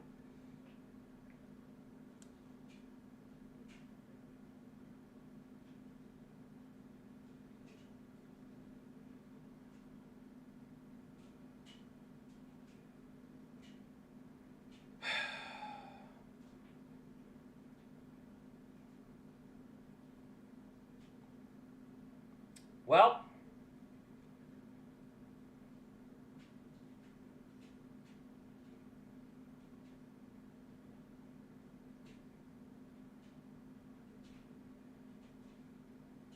I don't know. I don't know what NASCAR has to do, guys, because this is not an okay strategy. I'm sorry, it's not. If you're gonna, because what happens at Phoenix? I mean, you're literally telling people pit, get tires, and push your teammates past the guys to the lead. I don't. This is not. You can't come back from this. Sorry, you can't come back from this. NASCAR has created a situation now where your teammates can pit, just like Michael Waltrip Racing did, by the way, and got a huge penalty and went out of business for. Pit for no reason at all. No reason to pit. And then help your teammate win like, no. That's a bad door to open because it's not just here. This can happen everywhere. Kansas, it can happen in Kansas, it can happen at Auto Club, it can happen at a road course. You pit, come right, I'm right behind my guy, I'm just going to push him down every straightaway until he gets to the lead. Like, I'm sorry, you can't have this. You have to bring the power back to the cars, and this isn't a problem. If you put horsepower in these race cars, this doesn't happen. Because right now, what I just saw, that's cheating. That is absolutely cheating the rule book. Because Ryan Blaney had no interest in running for the lead there. He was absolutely pitting with 6 laps to go to get fresh tires to push his teammate to the win. No. I'm sorry, no. That's wrong. That is the wrong way to win this race. I can't take this series. How do you take this place seriously? I mean, seriously. What is this crap? Joey Logano didn't win this race. Ryan Blaney pushed Joey Logano to the win at a 1.5-mile track on fresh tires after giving up extra time.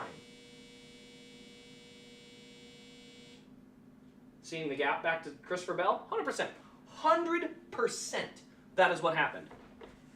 And if I'm NASCAR right now, you've opened Pandora's box. There's no way to fix it.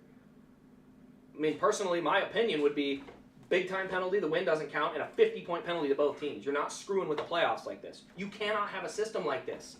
This system is garbage. This system created a spot where Ryan Blaney pits, pushes his teammate to the win, and potentially a championship. You can't have that.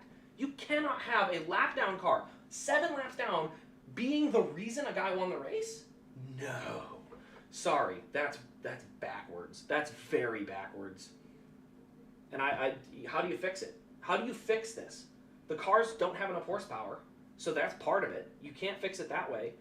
You can't fix it by the 100% rule? I mean, I would argue Blaney definitely broke the 100% rule, clearly in coordination with Penske, so I would penalize both of them. I like Ryan Blaney, but this is crap. It wasn't gambling, Gustavo. I mean, I would call it gambling if I didn't have a teammate pushing me to the lead. That's not a gamble.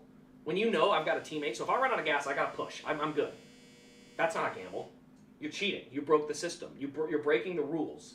There's a 100% rule, and Ryan Blaney clearly broke it. I'm sorry. I like Ryan Blaney. He won the race at Iowa. I can't wait for that car and everything, but I am so sick of Penske bending the rules every time and never getting called. Brad jumped restarts, never called it. Joey's jumped restarts, never called it. Someone else jumps a restart to the back. Never Penske cars. Never once has a Penske car been called for it. It's everybody else. I'm just tired of it. I am sick and tired of Penske never getting penalized for the crap they do. Never. Not once does a Penske car get called for stuff. Ever. I'm going to the championship race. I hate this race. I hate this series. I hate this. Why is NASCAR trying to turn themselves into a joke? I mean, I watched an entire race come down to a guy pitting with 6 laps to go to push his teammate to the win and break the rules. Why do I watch? Why do I bother? What is the point? Why did I sit back and watch a race for 4 hours only to have Ryan Blaney 7 laps down be the reason somebody wins a race? Why? Why did I do that? What a waste of my time. I can go watch other things. I don't need to watch this. Like, this is why fans are leaving NASCAR. This kind of crap. Manufactured finishes, bending of rule books here and there. I mean, we watched the whole race for the outcome to be determined by a 7 lap down, actually 8 laps, because he lost an extra lap with that extra pit stop for absolutely no reason. It's like, I don't get it. I mean, someone could have done that for Bell. Someone could have done that for somebody else, but it's illegal. I mean, I said, I can't do it. I'm so sick of this sport. You've got a guy pushing his teammate all the way to the lead. I thought it was crap, by the way, when 23XI did it last year. I thought that was crap. Your guy is out of the race, and instead of getting out of the way, he's going to be a deciding factor in who gets to the championship for? No. Sorry, no. Absolutely not. I don't go along with that, ever. I don't know how you fix it, guys. I really don't. I don't know. I don't understand. I really don't. I don't understand how that's legal in any way, shape, or form. I really don't. But NASCAR opened Pandora's box, and that's what we're gonna get. Just wait for a guy to wreck a guy at Phoenix and change it, man. Yeah, and if this is Bell's win or Suarez's win, I don't care who wins this race at this point. It has nothing to do with who wins the race. It has everything to do with how you win the race. And with Ryan Blaney pushing you past the leaders, I'm sorry, that's not the right way to race. It's not. That is an absolute exploit, and I completely disagree with it. Because Ryan Blaney made no attempt to finish his race better because he knew he couldn't do anything better. What a bunch of cheaters. I can't stand Penske, man. They cheat in everything they do, and then they never have any consequences.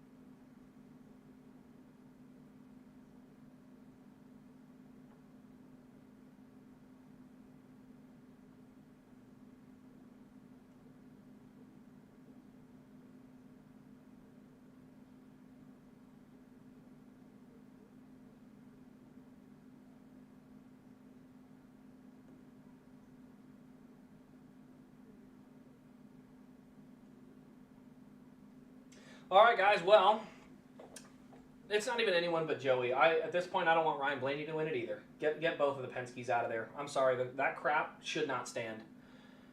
That's some garbage, man. That's garbage. We'll see what Denny has to say about it, but I'm telling you, the way that unfolded with Ryan Blaney pushing him all the way to the win, no. We can't have that. We can't have a gamble taking place in this format. They're starting to exploit the format. They've exploited it twice already. We can't we can't have this. This is not okay. But then again, the sport's a joke, and I mean, I'm going to the Phoenix race. I'll never go back to Phoenix again, most likely, because the racing there's terrible. But why do I watch? I watched an entire season of NASCAR just for stuff like that to happen. You know, why do I watch? Why do I bother watching? Joey Logano was 18th in points before 9 overtimes at Nashville. He wouldn't have been in the playoffs.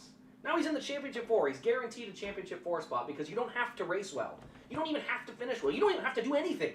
You have to get one lucky win after another lucky win, and boom, you're a champion. This format's a joke. A pure, straight-up joke. I don't know why I watch, man. Why do I bother? Why am I wasting my time? I have all the cars and all the things, all the super fan stuff, and I just get nothing but mad after watching all these races.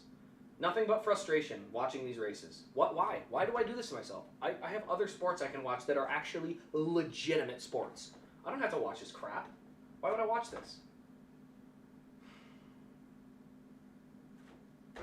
I don't know. I don't know what to say. And NASCAR's going to applaud this. They're going to go, what a creative strategy. No, it's actually just kind of cheating.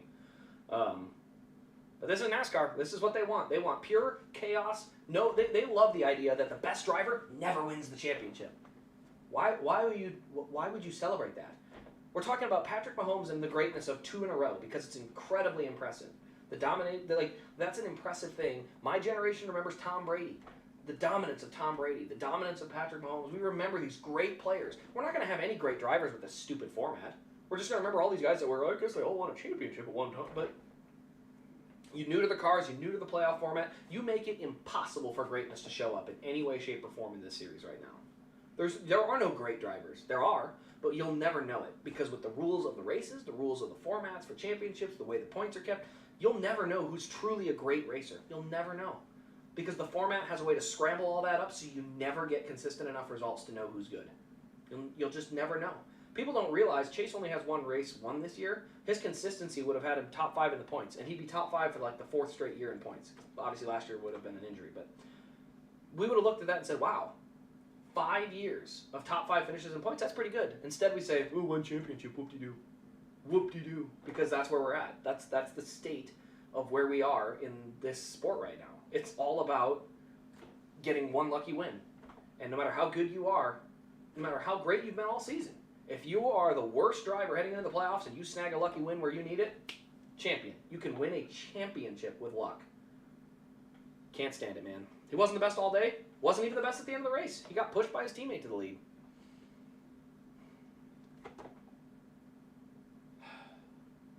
It's hard to say I'll never go back to a NASCAR race because I won't do that.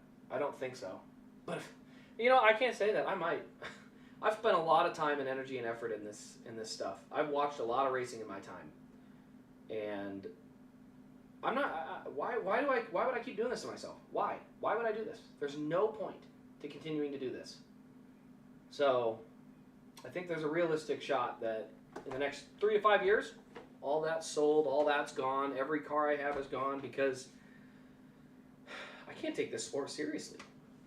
How can you take a sport seriously that doesn't even value competition? They value chaos over competition. I mean, somehow the NFL continues to put on great games every year with very minimal issue.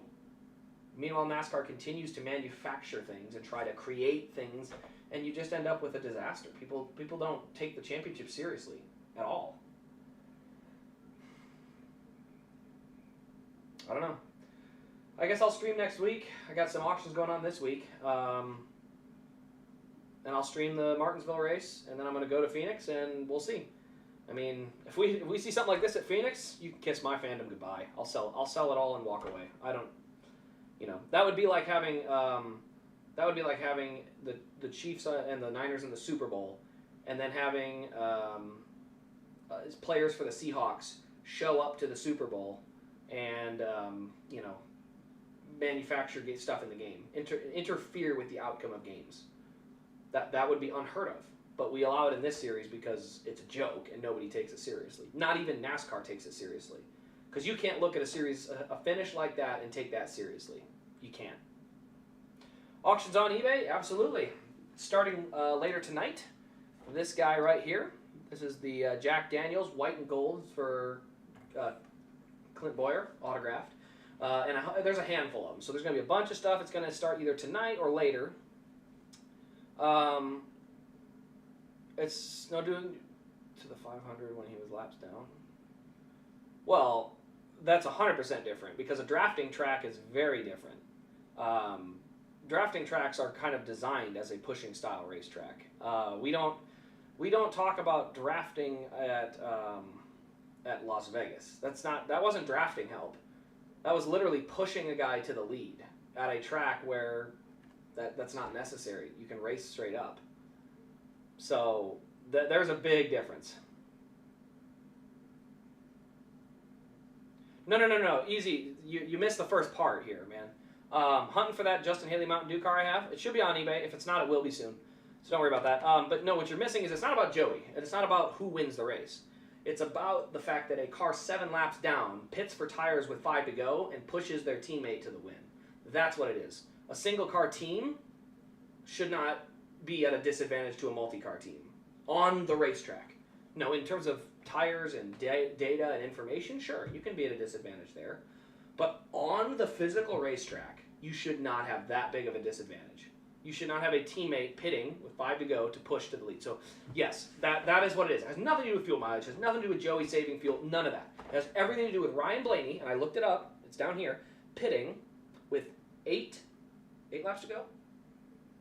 Yes, with 8 laps to go. He pitted with 8 laps to go, came out right behind him, caught him, and pushed him to the lead. I'm not okay with that. Because that was a straight-up race between Suarez and Logano, and Ryan Blaney pushed him to the lead because he was refusing to go around and run at 100%, the NASCAR rule that they wrote. So I think there's a legitimate case that there should be penalties handed out. 100% legitimate case. If you're going to penalize Michael Waltrip Racing for a caution, then you have to penalize this. Because Ryan Blaney pitted for no reason other than to push his teammate who was low on fuel. You can't have that. You can't have a gamble on fuel with a backup plan of a second car pushing you. That's not a good backup plan. That's cheating. Sorry. So yes, I think you caught that, and that's my explanation behind it, but that is the point.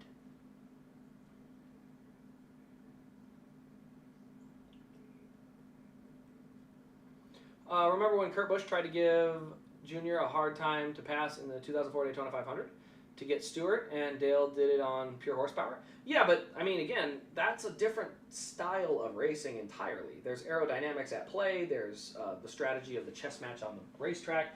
That's not what happened at Las Vegas. Because what would have been a better example, I think, would have been the early 2000s Daytona races, where tires meant something. Tires made you faster. By the end of a run, you had to lift. Like, Daytona used to be that kind of track. And it would be like Michael Waltrip 3 laps down out of the race, or out of the competitive race, pitting, coming out right in front of Junior. Junior gets around, and then Michael Waltrip just pushes him to the win. So you intentionally pit to put yourself back behind your teammate. That's where the issue is. It wasn't generic. It wasn't like, oh, Blaney just happens to be running right near Joey Logano, and so they're working together. No. You deliberately pitted to put yourself behind him and push him to the win. That's where the problem is. Because Ryan Blaney sacrificed his own race. Now, he didn't lose anything because of where he was running. But he sacrificed his own race to interfere with someone else's race. That's where the problem is. Generically helping your teammate on the racetrack is not a problem. When it happens generically, you are fine. When you manufacture a problem, that's where the issue comes in. Frankly, Chase Elliott, what he did to Kevin Harvick, that's 100% out of line. The reason I have let that slide is because Chase didn't wreck it. That's retaliation. So it's out of line. You should never race somebody like that. It's wrong. That's retaliation. That's a different story. You should never wreck someone. Yet some people get wrecked in retaliation. We live with it. We say, yeah, that coming. Same type of thing. Should it have gone unpenalized? I would argue if you're not going to penalize it, you have to police the contact on the racetrack. You have to allow some level of retaliation. You can't just allow someone to run someone over and nothing to happen to them. Like, it can be harder to pass, it can be they get bumped and spun on their own, there has to be some form of payback where you don't have real rules.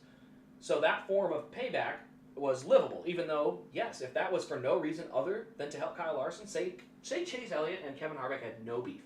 No issue, Chase is just going a lap down, and he does that to Kevin Harvick, 100% should have been penalized. 100%.